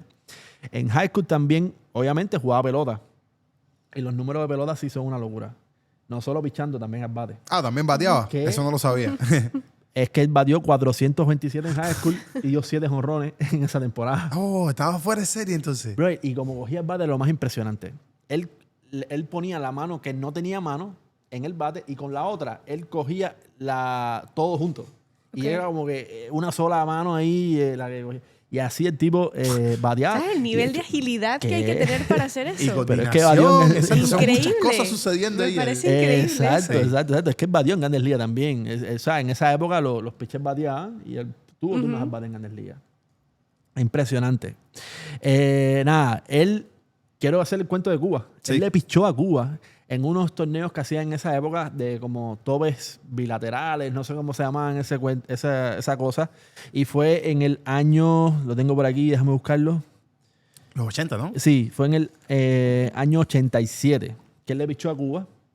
Y eso fue como, le pichó 5 innings, solo permitió 3 hits, 5 y un tercio, súper bien. Bueno, tú sabes cómo es el latino y el jodedor y así empezaron, este tipo te mató y este tipo le mató un brazo. Ese fue el problema, que en Cuba empezaron como que a burlarse de que exacto. un en americano... Cuba fue es decir, creó un momento. Sí, empezaron a burlarse como que un americano que le falta un brazo dominó al equipo Cuba. Claro. ¿Entiendes? No, ¿Cómo y además, es posible? un yankee. Es como que, tú sabes, en aquel momento todos los americanos son yankees, son malos, acuérdate. Son el enemigo. De hecho, en ese juego estaba el dictador, estaba Fidel ahí viendo el juego. Y el tipo, se cuenta que el tipo salió molesto de cómo es que eso le pasaba a los cubanos, ¿entiendes? Como que calaste la barba ahí. Bueno, eso. Bueno, él lo vio en vivo, ¿entiendes? Fue un época, el latino lleno, había más de 50,000 personas en ese estadio, que es una locura. O sea, me imagino que en Venezuela también la pelota se ha parecido. Sí. Pero en ese momento es interesante saber que aparte del béisbol era un tema político también. Sí, exacto. Era una cosa bien heavy. A lo mejor para los americanos no, pero para nosotros sí. O sea, los americanos estaban de vacaciones. Los americanos estaban gozando, pero nosotros era una cosa así como el país entero jugando contra los Yankees. Él en su carrera amateur también jugó las Olimpiadas de Seúl y fue campeón. Sí. Él ganó en 1988 la medalla de oro en Seúl y fue primera ronda del draft de ese mismo año. Que si mal no recuerdo, discúlpame, estoy apelando a mi mala memoria, creo que es primera vez que se juega béisbol en los Juegos Olímpicos en Seúl. ¿Sí? Sí. Oh, mira, cool. No tenía ese dato. Pero bueno, fue primera ronda del draft, pick número 8 de todas las grandes ligas. Esto, vuelvo y repito, con la discapacidad. Pick número 8, eso está bueno. Eso es increíble. Sí, todo lo que hizo este hombre es una cosa única, ¿entiendes? Sí. O sea, esto fíjate que conozco la historia de él, pero no sé todos estos detalles. Exacto. Y él debutó en Grandes Ligas sin haber tirado ni un solo inning en ligas menores. ¿Tú sabías eso? No lo sabía. Es una cosa increíble. Pasa poco. Brother, fíjate si pasa poco, que hasta ese momento solo 14 jugadores lo habían hecho. Tengo el numerito por aquí. Solo 14 jugadores habían debutado en Grandes Ligas sin haber, pitcher habían debutado en Grandes Ligas sin haber tirado ni un solo lanzamiento en ligas menores. Imagínate si esto era una cosa increíble. Sí, único. Una loquera. En el debut de Grandes Ligas, él jugaba en ese momento se llamaban Los Ángeles de California. Sí. Lo que son los angelinos ahora, pero antes eran de California. Y él en el primer juego tiró 4 y 2 tercios, fue en el 89, el 8 de abril, y fue responsable de 3 carreras limpias. Bastante bien estuvo en ese juego. Lo increíble de esto es que el tipo también era muy bueno defendiendo, como yo decía. De hecho, tuvo una temporada increíble que tuvo votos para el Guante de Oro, que le tiraron, tuvo 46 lances y no falló ni uno. O sea, 46 oportunidades. 46 oportunidades de sacar un out y no falló uno. Tenía ese movimiento súper automatizado. En su repertorio tenía una recta que le caminaba hasta 95, un poquito más, y tiraba cooler y una slider que se veía bien grandona. Una monstruosidad de slider. Vamos a la historia del no-hitter. En el 93, él va hacia los Yankees. Un equipo, todo el mundo sabe que eso es increíble. Y en el Yankee Stadium contra los Indios de Cleveland, que es segunda vez, sin hablar de ellos, es segunda vez que los mencionamos, logra un no-hit no-run. O sea, el tipo tira 9 innings sin hit. La línea en ese juego son 5 innings. 9 innings. Sí, como que 5 innings. Porque era 5 bases por bola. Se me fue. 5 bases por bola, 3 ponches y, por supuesto, 0 hit. Ahí estaba Carlos Vargas también. 93, claro, en los Indios, coño, claro, ahí sí. estaba Carlos Vargas. Estaba Kenny Lofton. ¿Tú crees que podemos tener un día a Carlos Vargas aquí? Ojalá. Es que más quisiera. Estaba Kenny Lofton. Y, de hecho, Kenny Lofton le hace una entrevista después y dice que no tenía idea cómo podía hacer contacto con las pelotas que estaba tirándose allá. Que era una cosa increíble. Después no-hitter, su leyenda como que se agrandó. Porque hasta ese momento, ciertamente él era un buen pelotero, pero como que lo vendían como si fuera una atracción. Ven a ver el pitcher que le falta una mano. Que no tiene manos, claro. ¿Entiendes? Pero ahí ya fue como que lo hizo con los Yankees y todo el mundo lo tomó mucho más en serio. Y a partir de ahí él se volvió una leyenda del deporte, literalmente. Da un montón de charlas en el mundo hoy día. Sigue haciéndolo. Él da charlas motivacionales para personas que tienen discapacidad y demostrando que nada de eso es una barrera que te impida cumplir con lo que tú quieres hacer, claro, si tú de verdad lo sientes. Imagínate, o sea, tener la pasión por el deporte. Sí. La determinación de decir, es que yo voy a ser el mejor en lo que quiero hacer. Sí. En un deporte que necesitas la mano, porque tampoco es que es fútbol que tú dices, bueno, me falta una mano, pero si soy un mago con los pies, pues no pasa exacto. nada. Y sin las prótesis que hay hoy en día, ni nada de eso. O sea, es una historia espectacular. Y llegar a lo más alto que se puede llegar, o sea, la élite del deporte. Increíble. Pichó, por decirlo, pichó 11 temporadas en Grandes Ligas, pichó con Los Ángeles, pichó con los Yankees, con los White Sox, con los Cerveceros. Eso fue entre el 89 y el 99. Y a mí me llamó mucho la atención también de Jim Abbott, que además de su discapacidad, la posición que juega, que es pitcher. Sí. El pitcher es una persona que yo creo que el juego mental afecta a todos los peloteros, pero me parece que el pitcher es uno de los que más se estresa, los que más se expone a recibir problemas por esto. Sí. Pero también es curioso de que cómo él se sobrepone a su propia, las propias limitaciones que tiene. Y además de eso también que es el tipo que lleva el juego. Es el tipo más importante que tienes en el inicio del juego. Entonces, me parece que eso magnifica la leyenda, la verdad. Brother, déjame decirte antes de cerrar algunos numeritos de Jim Abbott que son impresionantes en las mejores temporadas que tuvo. Jim Abbott tuvo en el 1991 su mejor temporada en Grandes Ligas. Logró un WAR de 7.6. Oh, wow. Esa temporada. Temporadón. 18 victorias, 2.89 ERA. O sea, el tipo tiró una temporada, pero vamos, increíble. Esto es un Baseball Reference. Lo pueden buscar ahí para que puedan contrastar lo que hizo. Nada, tremendo pitcher de la historia de Grandes Ligas, que incluso con su discapacidad no le impidió ser un ícono en la historia. Él tiene libros y todo hoy día, que él escribe su historia y da charlas motivacionales y eso. Es lo que le hace hoy día. Sí, eso es bonito. También seguir ayudando a la comunidad, seguir dándole, porque no solamente que le diste espectáculo, le diste, digamos, buenos momentos, sino también le estás ayudando a los demás a crecer, a superarse. Es inspirarse y ser un punto de referencia, claro. Porque imagínate tanta gente que tiene limitaciones, que dice, bueno, ya a mí me encanta el béisbol, pero ya que tanto, no jugaré. Imagínate a él que llegó a lo más alto que se puede llegar. Esa temporada 91 tiró 243 innings.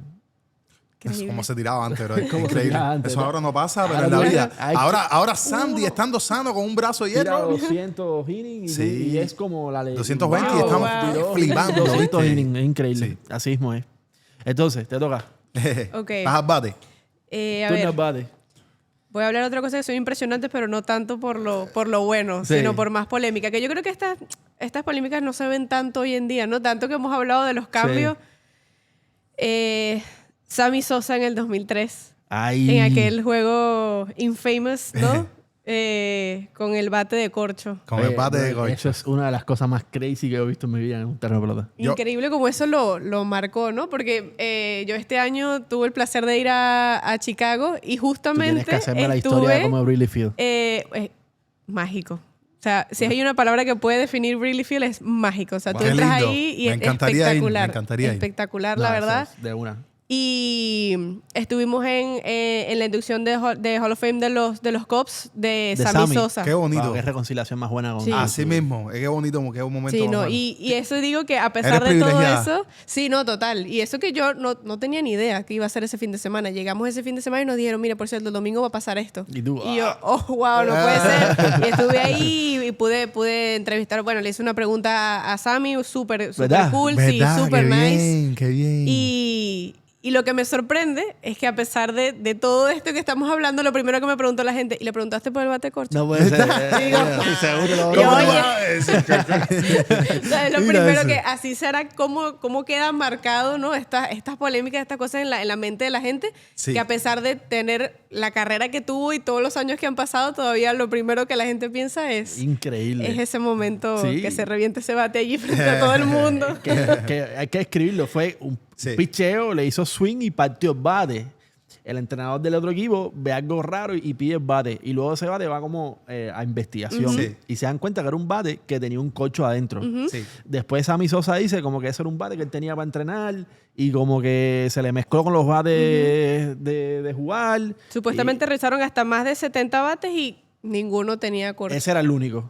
Supuestamente. Increíble, brother. Qué mala ¿Sabes? suerte, ¿no? Que va como, tiene 70 bates, tiene uno solo con corcho y ese se te partió, coño, bro. Qué mala suerte, ¿no? Yo creo que tú te tienes que guiar por la... ¿sabes? Como que la historia es complicada, pero tú tienes que guiar por los récords oficiales. Y se dice que le revisaron todos los bates, pero ¿qué es lo que pasa? También en aquel momento se veía un béisbol donde se estaba intentando competir de cualquier manera. Sí, y, Claro.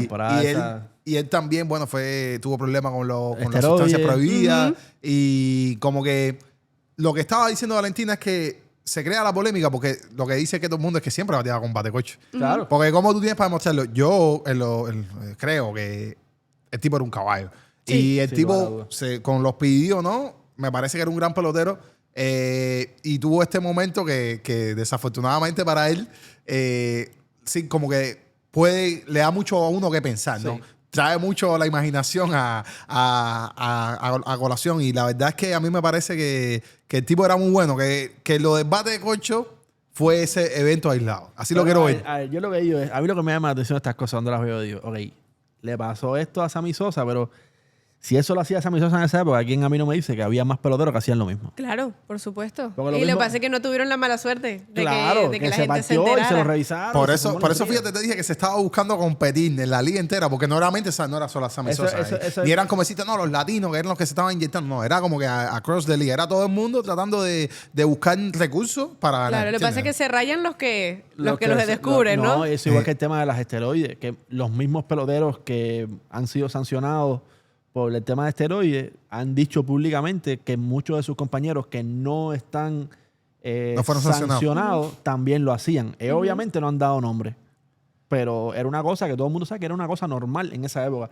Que por eso yo estoy un poco en contra. A ver, yo tengo sobre el tema de las esteroides sentimientos encontrados.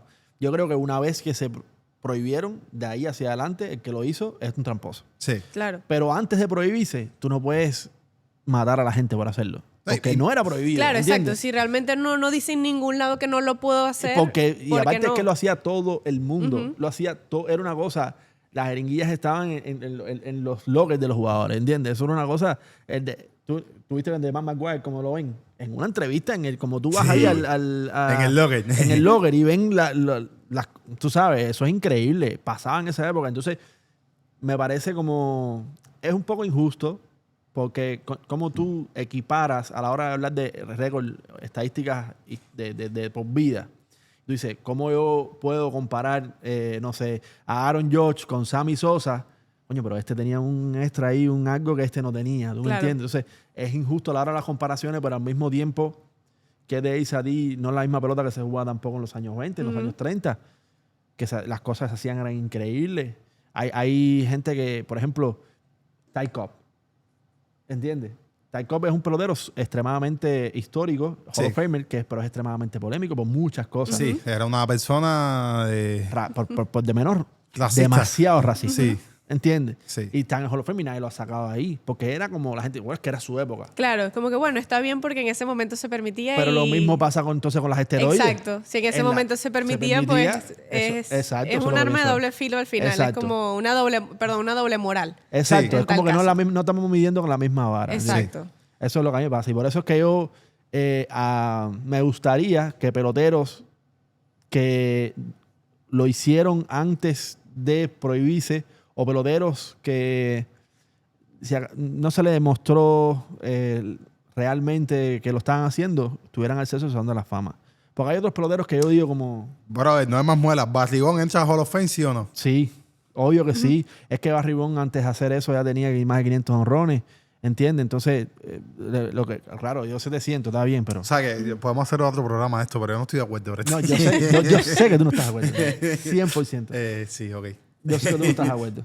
Pero a mí sí me parece pero que... Mira, pero a la misma vez... No solo Barribón, Alex Rodríguez, ese tipo de pelotero que tú dices, tienen que estar. Tienen que estar.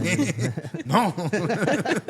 Bueno, bro, ahí tienen las dos posturas. ¿Entiendes? Mira, no, pero sí, como esto no es para este programa y no, porque es un tema bien intenso, pero te voy a estar en este caso de tu lado en el argumento de que me parece que las Grandes Ligas fueron bien hipócritas, porque en aquel momento sobre todo estaba la NBA que había ganado mucho terreno, habían otros deportes como que le habían sacado la pelota, había quedado relegada, y con esta carrera sobre todo de los honrones de Big Mac, Matt McGwire contra Sammy Sosa, vuelve como que esa expectativa, esa carrera, los récords. Como que yo creo que las Grandes Ligas se aprovecharon de esto, se hicieron los de la vista gorda, usaron esto a su favor, sobre todo el comisionado Borselli en aquel momento. Hasta que le convino. No, hasta que el Congreso se tuvo hasta que meter, porque hubo un explote. Hay un documental muy interesante en Netflix de la compañía Barco, que es la que tiene que ver con todo esto. Se me olvidó el nombre del documental, pero se los recomiendo que lo vean porque hay... No solamente son los peloteros, son atletistas, es decir, personas que corren, personas del atletismo, otros deportistas relacionados, inyectándose todas estas cosas, rompiendo récords por todos lados. Entonces, tan fuerte es la historia que el propio Congreso de los Estados Unidos hace un tema político, tienen que hacer una investigación federal para ver qué es lo que está pasando. Y entonces aquí se ven, como tú dices, peloteros afectados, que me parece que fueron muy injustos con ellos, como Rafael Palmeiro, que es el pelotero cubano que mejores números ha puesto en las Grandes Ligas y no está en Hall of Fame. Y él hoy día mantiene que él no se puso nada, ¿entiendes? Es increíble. Sí. Entonces... mira todo lo que se formó aquí con Sammy Sosa. Exacto. Yo decía, ¿a quién le toca? Porque quedamos una hora hablando aquí. No sabía que le toca a Russo. Sí, mira, yo tengo una historia también que no es como la de Jim Ao, pero tiene que ver con un pitcher que tuvo una lesión y cambió la historia para siempre. Estoy hablando del lanzador que su nombre era Tommy John y que ahora cada vez que escuchamos a alguien, ahora tú dices, eso está buena, a fulanito se los jodió el codo, tienen que hacer una Tommy John. Entonces, Tommy John era un pitcher, era un lanzador sur de las Grandes Ligas que comenzó su carrera en los 70 y que en algún momento, en el 73, tiene esta lesión del ligamento donde se le rompe. Y estamos hablando de 50 años atrás, donde no había la misma tecnología, el mismo conocimiento médico. Y un doctor, ahora les voy a comentar el nombre, le da la propuesta de... Sí, el doctor, espérate, no quiero perder el nombre. Se llamaba Frank Joey, que fue naturalmente, trasciende la historia, y le propone, cuando él tiene esta lesión en sus primeros 8 años de Grandes Ligas, era un pitcher reconocido, no era de los mejores, pero sí era un pitcher zurdo constante en las Grandes Ligas, más de 2,000 innings tenía ya lanzado en 9 temporadas. ¿Cómo se pichaba? Sí, se lanzaba demasiado. Pues bueno, tiene este problema, todos los criterios que le dan es, ya terminaste de jugar béisbol, entonces este doctor Frank Joey le propone como que con un ligamento de su propio brazo, del antebrazo, repararlo y bueno, usar ponérselo como nuevo, hacerle una instalación. Y él dice, bueno, ¿sabes qué? No tengo nada que perder, vamos a arriesgarnos, se pasa una temporada afuera. Y en esta historia sí me voy a apoyar un poco de los datos porque me parece impresionante que él logra lanzar más innings después que tiene esta cirugía y que se mantiene como que toda su vida lanzando como si no hubiese pasado nada. Y entonces es algo que me parece de destacar. Y... no solamente es el tema de que él no fue un lanzador Hall of Famer, no tuvo números ni siquiera cercanos, pero cómo trascendió médicamente, ¿no? Como que cambió la historia de peloteros que ya veían su temporada, su carrera terminada. Hay una nueva esperanza. Él también tuvo un proceso de recuperación largo, así como es ahora, porque como que se tiene que ajustar todo nueva instalación que te hicieron. Y te quería comentar que en los primeros 8 años de su carrera, déjenme tomar los datos acá de Baseball Reference, como siempre, tuvo 2.165 entradas lanzadas. Y entonces ahora, después de que tuvo la lesión, logró llegar hasta 2.542. Más después que antes. Exactamente. Pero con una efectividad de 3.66 de carrera limpia, que es muy decente. Y a mí me parece súper interesante cómo hemos hablado de varios temas que han trascendido, no solamente, sí, se van más allá del diamante. En este caso, Tommy John, yo lo traía porque siempre escuchamos esto y quería darle un poco de contexto a las personas que nos escuchan acerca de lo que es la cirugía Tommy John, a pesar de que mis temas de conocimientos médicos son muy limitados, pero ya esto le toca a ustedes investigar más y qué cosa es la cirugía. Pero sí, tiene su nombre por un pitcher que fue el primero que se hizo la operación esa. Increíble. Oye, y hemos hablado de tantas lesiones que después no volvieron a ser los mismos y que vuelva como nuevo, como si le hubiesen puesto un brazo nuevo. Sí, que es cambió, impresionante. Y que definitivamente cambió cuántos pitchers. Claro. Hoy los pitchers, que es un tema bien delicado hoy día, los muchachos hacen operaciones Tommy John hoy en high school, en universidad, incluso antes de Grandes Ligas, porque en algún momento era estos peloteros que tenían más de 2.000 innings en Grandes Ligas, ese brazo ya estaba agotado, se hacían la cirugía de Tommy John. Pero lo que pasa ahora, obviamente, que eso tiene que ver con la cantidad de millas que se tiran ahora, que es bastante más alta que antes, los spin rates, la velocidad que tiran los muchachitos. Tuve un partido, yo fui a un partido de UM, todo el mundo 95 para arriba. Sí. Grandes Ligas, ¿entiendes? Sí. Eso es increíble. Sí, ya es un nivel muy alto desde temprano. Desde antes. Y eso, mucho estrés para esos codos. Exacto. No, ya la mayoría de los lanzadores dan por sentado que en algún momento de su carrera, puede ser antes, puede ser después, van a tener al menos una cirugía de Tommy John. Y algunos más de una. ¿Cómo se llama de los Bravos? Spencer Strider. Spencer Strider, segunda no, Tommy y también quería comentar algo. A partir de la Tommy John se han creado variaciones, como esto mismo que tuvo Strider, como tuvo Otani, pero que... La Eury, que es la última que se hizo ahora, que Eury se hizo la cirugía de Tommy John. Te interrumpí. No, eso está muy bien, pero lo que te quiero decir es que se crea todo un nuevo universo de conocimiento médico a través de esto. Esto también se ha visto en otros deportes. En el béisbol es más famoso porque tú necesitas lanzar, ¿no? Pero sí, en otros deportes también se hace. Sí, Eury se hizo, es una que al menos le aseguran que no va a tener que volver a pasar supuestamente otra vez por el quirófano. Vamos a ver, ojalá. Y este año se dio muy bien en su regreso. ¿Viste? No era un tipo que le faltaba una mano, pero un tipo que le faltó el brazo y se lo pusieron de nuevo. Ese está bueno. No sé si está mejor, pero está por ahí, ¿viste? Yo me imagino que esto nos iba a pasar, no sé, ¿cuánto tiempo llevamos más o menos grabando? 1 hora y 20. Les propongo ir película entera. rápido por un último tema. Ok. Dale. Y se me va a quedar aquí. Yo tenía, más cosas, ¿verdad? Pero... Y a mí me quedan 2 que tengo que escoger, pero no me gusta mucho. Así me estoy yo, pero... Bueno, pueden hacer una parte 2 después. Sí, bueno, si la gente le gusta, pues que nos comenten y hacemos una voz de este tipo de contenido. A mí por lo menos me ha encantado. Muy bueno, a mí también. Sí, bro, pero no sé si... ¿Ya no estás nervioso? ¿O sí es nervioso? Es que cuando me toca hablar me pongo nervioso. O sea, yo, mientras ustedes están hablando, yo estoy ahí como en tal, pero después cuando me toca a mí es como... bueno, yo quiero... Dime las 2 historias y escoge una. Mira, para que yo quiero saber. Las 2 historias que tenía es que yo quería hablar una negativa y una negativa, pero que termina positiva, así que voy a hablar de la negativa que termina positiva. Okay. La negativa es la historia de los indios. Debo decir de qué década, porque lo tengo anotado por aquí. Los indios de Cleveland del 94 al 2001, que está catalogado como uno de los mejores equipos de la historia, que nunca ganó. Sí. Y es como increíble. O sea, y desde el 48 no ganan. Y es como la maldición que todavía está pendiente. No ganan desde 1948, pero aparte de eso, en esos equipos tuvieron jugadores como Manny Ramírez, Jinton, Kenny Lofton, Omar Vizquel, Albert Bell, Sandy Amora, Dusty, David Justice. O sea, no, pero esto que te estoy diciendo fue al mismo tiempo. O sea, todos están en el mismo equipo. O sea, era increíble. Incluso la temporada donde más claro se veía que iban a ganar, a mitad de temporada. La suspenden. Una huelga. Y todo el mundo dice que los indios iban a ganar, pero fácil esa temporada. Sí. Y a mitad de la temporada iban por un montón de victorias allá, suspenden la temporada. O sea, era una cosa que me parecía que no estaba para ellos. En el medio tenía historias ahí que hubo... al parecer algunos problemas entre los jugadores, como que no se daban muy bien. Tuvieron la historia de la Serie Mundial, que esa es la parte que yo estaba contento de contar, contra los Marlins, que perdieron en el 97, que les faltaba literal el 9º inning. Y viene José Mesa a pichar, y los Marlins les remontan ese 9º inning con el final, el hit famoso de la rentería, que gana los Marlins la Serie Mundial del 97, pero estuvieron literal a 3 outs.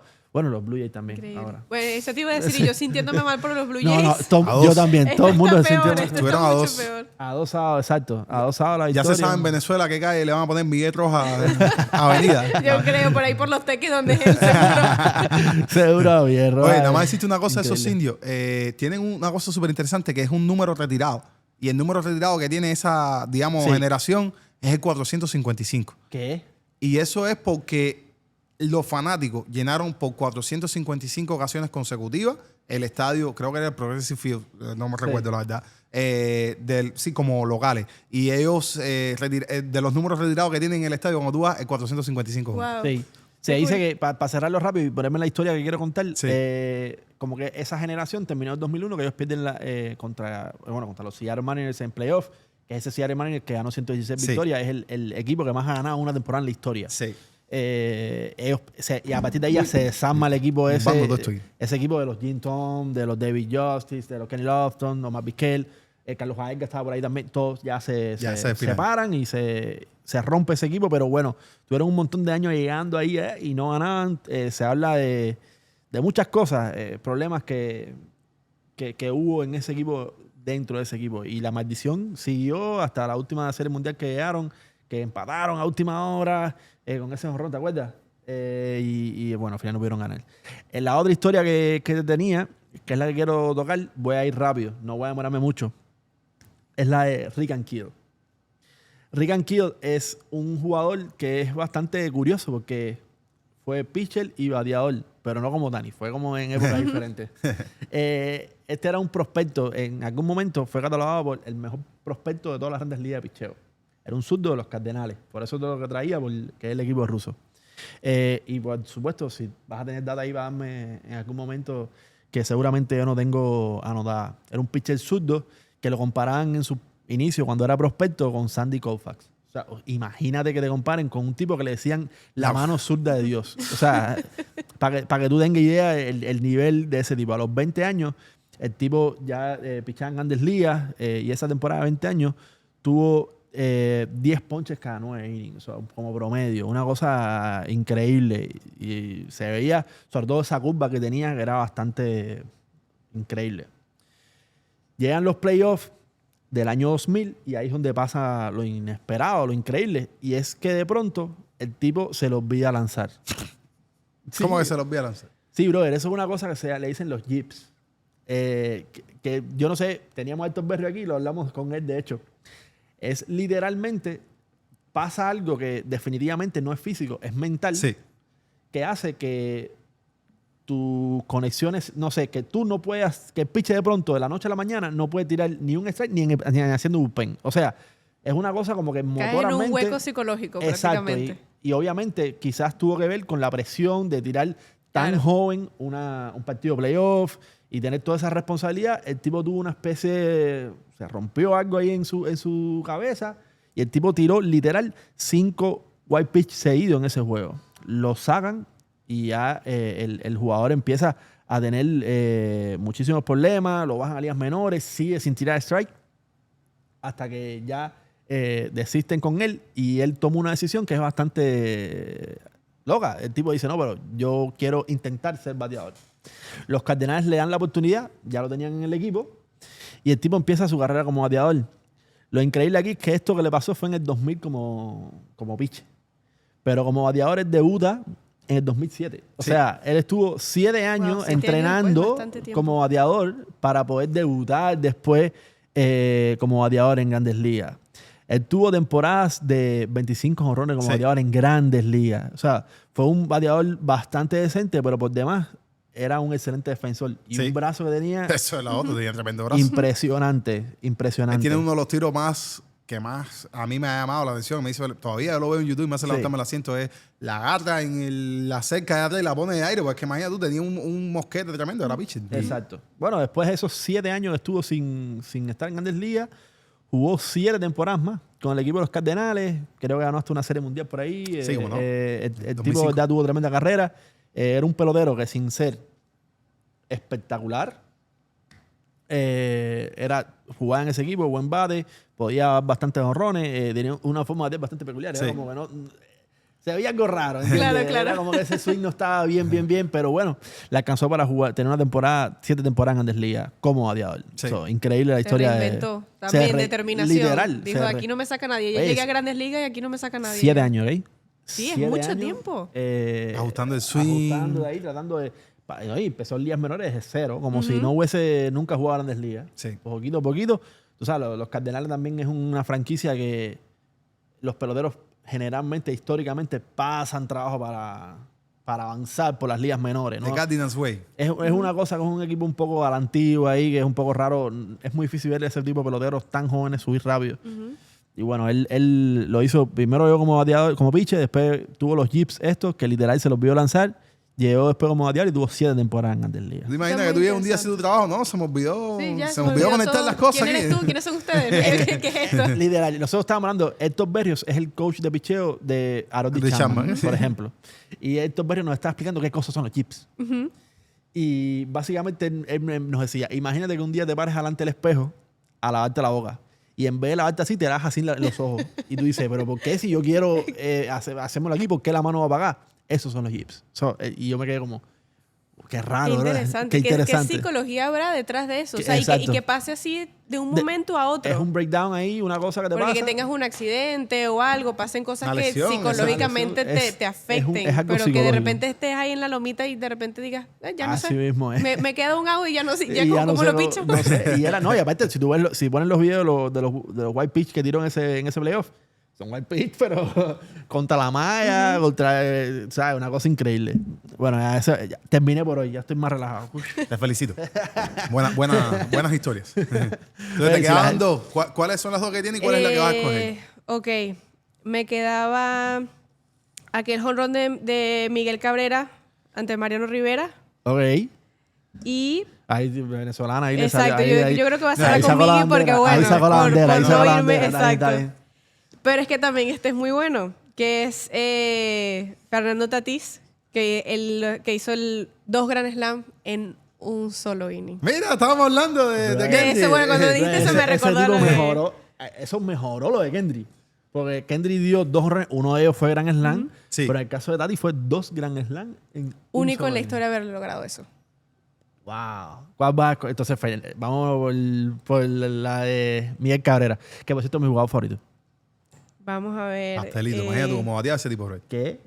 Bueno, Muy sí. bueno. Venía de ganar la triple corona ya cuando esto pasó en el 9º inning y le empata a Mariano Rivera y ya estaba acorralado, ¿no? Sí. Pero le agarró esa pelota como Miguel Cabrera hace, ¿no? De donde la pongas en la batea y la sacó de allí y le empató ese juego a Mariano Rivera. Mariano Rivera. Brother, ese turno at bat que la gente, pues, vayan a YouTube, mírenlo. Sí. Está muy bueno. Porque a mí me recuerda mucho con los Marlins. O sea, porque esto pasó con los Tigres de Detroit. Ujú, sí. sí. Él tiene un turno at bat contra Roy Clemens. Muy en otro momento de su carrera, él empezando Sí. su carrera con los Marlins contra los Yankees en la Serie Mundial de 2003. Y era un Roy Clemens que era el mejor pitcher probablemente de las grandes ligas. Es que el cohete, ¿sabes? Era como caballo. Y era ya un veterano. Había pasado varias temporadas en grandes ligas. Y se ve como que Roy Clemens era en esa época se jugaba un poco los Pedro Martínez, Roy Clemens, los caballos de esa época tiraban pegados. O sea, esa gente intimidaban. Y le pasa una pelota pegada y Miguel Cabrera, que era un niño. O sea, en ese momento ni siquiera jugaba tercera base, ni primera, jugaba outfield, imagínate. Se separa, lo mira y el tipo no come miedo, ¿entiendes? El tipo después se para ahí, no sé qué, y le saca la pelota a jonrón por la Ese video es neutralidad. increíble. O sea, la manera el lenguaje corporal y la manera en que lo mira de no me vas a intimidar. Aquí no me vas a sacar. Bueno, yo creo que por eso es como es, ¿no? Sí, pero para que tú veas que lo increíble es que un montón de años después pasa eso que tú estás diciendo. Y es que en un Miguel Cabrera totalmente diferente, porque ya era Miguel Cabrera. Don Miguel Cabrera. En ese momento triples corona, habían otras cosas. Y el tipo hace algo muy... Pero con eso se nace, men. Sí, definitivamente es un don, porque eso lo ves de niño y lo ves ya de veterano y es la misma mirada, es la misma. Sí. Una libra de diferencia. Eso es lo que... Sí, bueno, exacto. Porque estaba flaquito con los Marlins. Que los Marlins estaba flaco cuando debutó. No, y el batazo que se lo da también, yo creo, en el momento, porque no fue un batazo en el tercer inning, ¿a quién se lo da? A Mariano Rivera en este caso. Bueno, remontando a la historia. La diferencia. Fue contra María, el noveno inning. ¿Sabes? Y la verdad que yo estuve escuchando también sus palabras, que mí habla de eso como que jodiendo, como que él siempre es un tipo que es humilde, sí, y eso es bonito porque él dice que como que no se acuerda cómo lo dio, como que no sabe, pero en realidad le dio tremendo palo. Es como que... A mí lo que me da gracia a Miguel Cabrera es que cuando tú lo escuchas hablar, luce como que... Es que tú coges a alguien que nunca ha visto pelota, tú coges a alguien ahí, qué sé yo, de Madrid, ¿viste? Un español que nunca en su vida ha visto un turno de pelota. Y tú le pones a Miguel Cabrera a explicarle cómo le dio jonrón en el noveno inning al mejor cerrador de la historia, ¿entiendes? Y el tipo de español va a decir, oye, pero eso es fácil de hacer, ¿entiendes? Él te lo explica de una manera como que, mira, yo estoy aquí, entonces me tiró y yo hice así, y coser y cantar. Y tú dices, mierda, qué fácil es eso, ¿no? Sí, párate ahí, dale, a ver si puede. Increíble. Rusín. Bueno, a mí me quedan dos historias. Una es la que no voy a escoger, que se la voy a comentar primero, que es la historia de Lou Gehrig y el discurso que él da cuando se retira. Historia. Sí, Lou Gehrig fue un pelotero que ganó 6 series mundiales, tiene un récord de más de 2.300 juegos consecutivos jugando. Y él desafortunadamente tuvo que retirarse por la enfermedad de ELA. Sí, esas son las iniciales. Pero es una condición donde básicamente tu cuerpo se va degenerando poco a poco y no te impide vivir. Y él le comunican esto y lo que pasa es lo que les iba a comentar es el discurso que él da, que empieza diciendo que se siente el hombre más afortunado de la faz de la tierra por haber jugado béisbol y por sus compañeros. Es decir, y él toma como que este momento, que es básicamente una sentencia de muerte, y lo convierte en un discurso de agradecimiento y basa no solamente, como digamos, los discursos deportivos más importantes de la historia, sino de los discursos en general, ¿no? Porque la actitud que él tiene, cómo se enfrenta con esto y quién es él, pues dice mucho. Y bueno, es increíble. Esta es la que voy a escoger y voy a hablar de Roberto Clemente, de quién fue, porque yo creo que para los latinos es una de las figuras más importantes de todas, y lo que quiero hablar es, todos sabemos quién fue un right fielder de los Pittsburgh Pirates, dio 3.000 en Grandes Ligas, fue elegido a Hall of Fame, pero lo que pasa es la trágica muerte, cómo es que él se va de este planeta, y es cumpliendo una misión. Él estaba tratando de ayudar al pueblo de Nicaragua, que habían tenido un terremoto en ese momento, y el 31 de diciembre él había mandado, bajo su propio dinero, ¿no?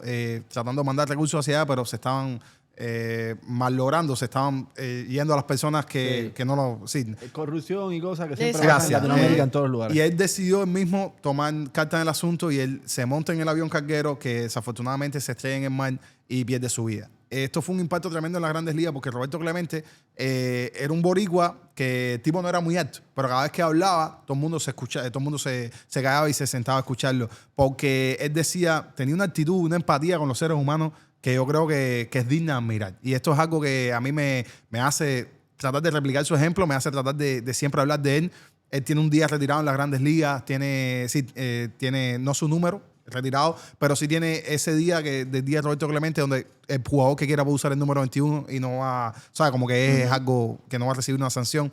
Y es algo que yo creo que siempre se debe hablar, porque también a la defensiva era un maestro. Los videos que hay por ahí de él, la asistencia que daba desde el outfield, y que era un gran pelotero, no solamente fue eso. Entonces, me parece que la leyenda de él, esto de que él decía que el talento, si no se usaba para ayudar a los demás, estabas perdiendo el tiempo. Todo lo que él hablaba a mí me parece muy interesante. Y que haya sido una muerte tan trágica, fíjate que ahora te pasé de lo bonito a lo triste, tan trágica, bueno, pues fue tremendo. Él ayuda mucho a desarrollar el béisbol en Nicaragua, en Latinoamérica, en Puerto Rico, sobre todo. Puerto Rico es una leyenda, ¿verdad? Sí. Claro. O sea, en Puerto Rico es como... Y esto que yo me acuerdo que estaba hablando con una persona un día, y él me dice, pero tú eres boricua. Y yo le digo, no, es que la leyenda de ese tipo es muy grande, ¿entiendes? Y hace como que predicarla. Bro, y tienen, de hecho, todos los años se da un premio, el premio Roberto Clemente en Grandes Ligas, que se le da al pelotero que más impacto tienen en su comunidad. Como labor humanitaria, exactamente. Bro, eso está súper cool, porque no es como lo que tú puedes, no tiene que dar jonrones ni ser el que más rápido pichea. O sea, es simplemente el pelotero que más impacto tiene en la comunidad. Por ejemplo, aquí sería en la comunidad de Miami, ayudando a las personas, yendo a las escuelas. Yo me acuerdo que aquí, por ejemplo, Luzardo lo ganaba todos los años porque Jesús Luzardo era como, siempre está, bro, apoyando aquí en las escuelas con los niños. En off-season se lo pasaba entero en esa historia. Y eso es bonito, eso es bonito. bonito. Premio muy Roberto bonito, Clemente. muy bonito. Todos los equipos dan un premio Roberto Clemente en la temporada. Es un nominado y después el premio Roberto Clemente. Bro, imagínate que tu premio sea eso, ¿entiendes? Claro, es un legado impresionante, claro. Es que perdió la vida ayudando. queriendo ayudar a más gente. O sea, eso es algo increíble. No, y también, exacto, todo lo que viene después de él, la Fundación Roberto Clemente, como su propia familia, las propias personas ligadas a esta organización están tratando siempre de ayudar y de mantener su legado. Y me parece, la verdad, tremendo. No quería dejar de hablar de él. Tengo un póster que siempre lo guardo con mucho cariño de Roberto Clemente y yo pienso que sí, que es una historia bonita. Buenísimo. Oye, yo creo que ahora sí estamos listos. Llevamos como 4 horas hablando. El David estaba en una concha tapado y ya se está quedando Oye, entonces yo creo gracias por venir. No, gracias a ustedes, de verdad, la pasé hemos estado tomando rato aquí haciendo. Sí, estás sí. invitada. Si hacen par 2, yo quiero estar aquí. Si hacemos parte 2, te invitamos de una. Russo, otro poquito más, brother. Hacemos aquí hablando de pelota. Me estabas protestando porque no... Oye, vamos a hacer algo. Llevo mucho tiempo sin hablar de pelota. Yo si no hablo de pelota me marchito, bro. Sí, me dice, eso es verdad. Me dice me pongo Russo. viejo, me salen canas. Yo decía esos mensajes tuyos. Russo me dice, Robert, compadre, es que me pongo triste, brother. Me pongo triste si no hablo de pelota. Vamos a hacer algo. Tengo que hacer algo. 2 semanas sin hablar de pelota nada más. No, demasiado. Mucho tiempo. No es fácil. Entonces esto ha sido tuyo. Esto ha sido, tío. ¿Qué estoy diciendo yo? Esto ha sido todo por hoy. Gracias por escucharnos. Si les gusta este tipo de contenido, déjanos en los comentarios para que nosotros hagamos más este tipo de contenido de historia, donde hablemos de béisbol. Gracias por seguirnos en todas las redes sociales, en Instagram, en Twitter, en TikTok. Ahí estamos dando el contenido. Cogemos estos podcasts, los sacamos como pedacitos más pequeños y dejamos contenido específico en cada una de las redes sociales. Gracias por todo el apoyo que nos están dando. Ha sido increíble, ¿verdad? El crecimiento. Y en la calle y todo, que no... Oye, compadre, esa historia de Iván y mi hermano, te mando un saludo. Me encontré una persona y me dice, oye, espera, tú eres que hablas en el podcast de las mayores, sí, no sé qué. Tenía a Luis Dani Morales en su casa. Y Luis Dani Morales, es un pitcher de Grandes Ligas cubano. Y hablé con Luis Dani Morales, compadre. Increíble. Luis Dani, que lo entrevistamos aquí. Si quieren ver la entrevista, van a buscar. Luis Dani, te voy a ir a buscar, te voy a traer para acá. Tenemos croquetas. Sí, Luis Dani es un tipo como súper...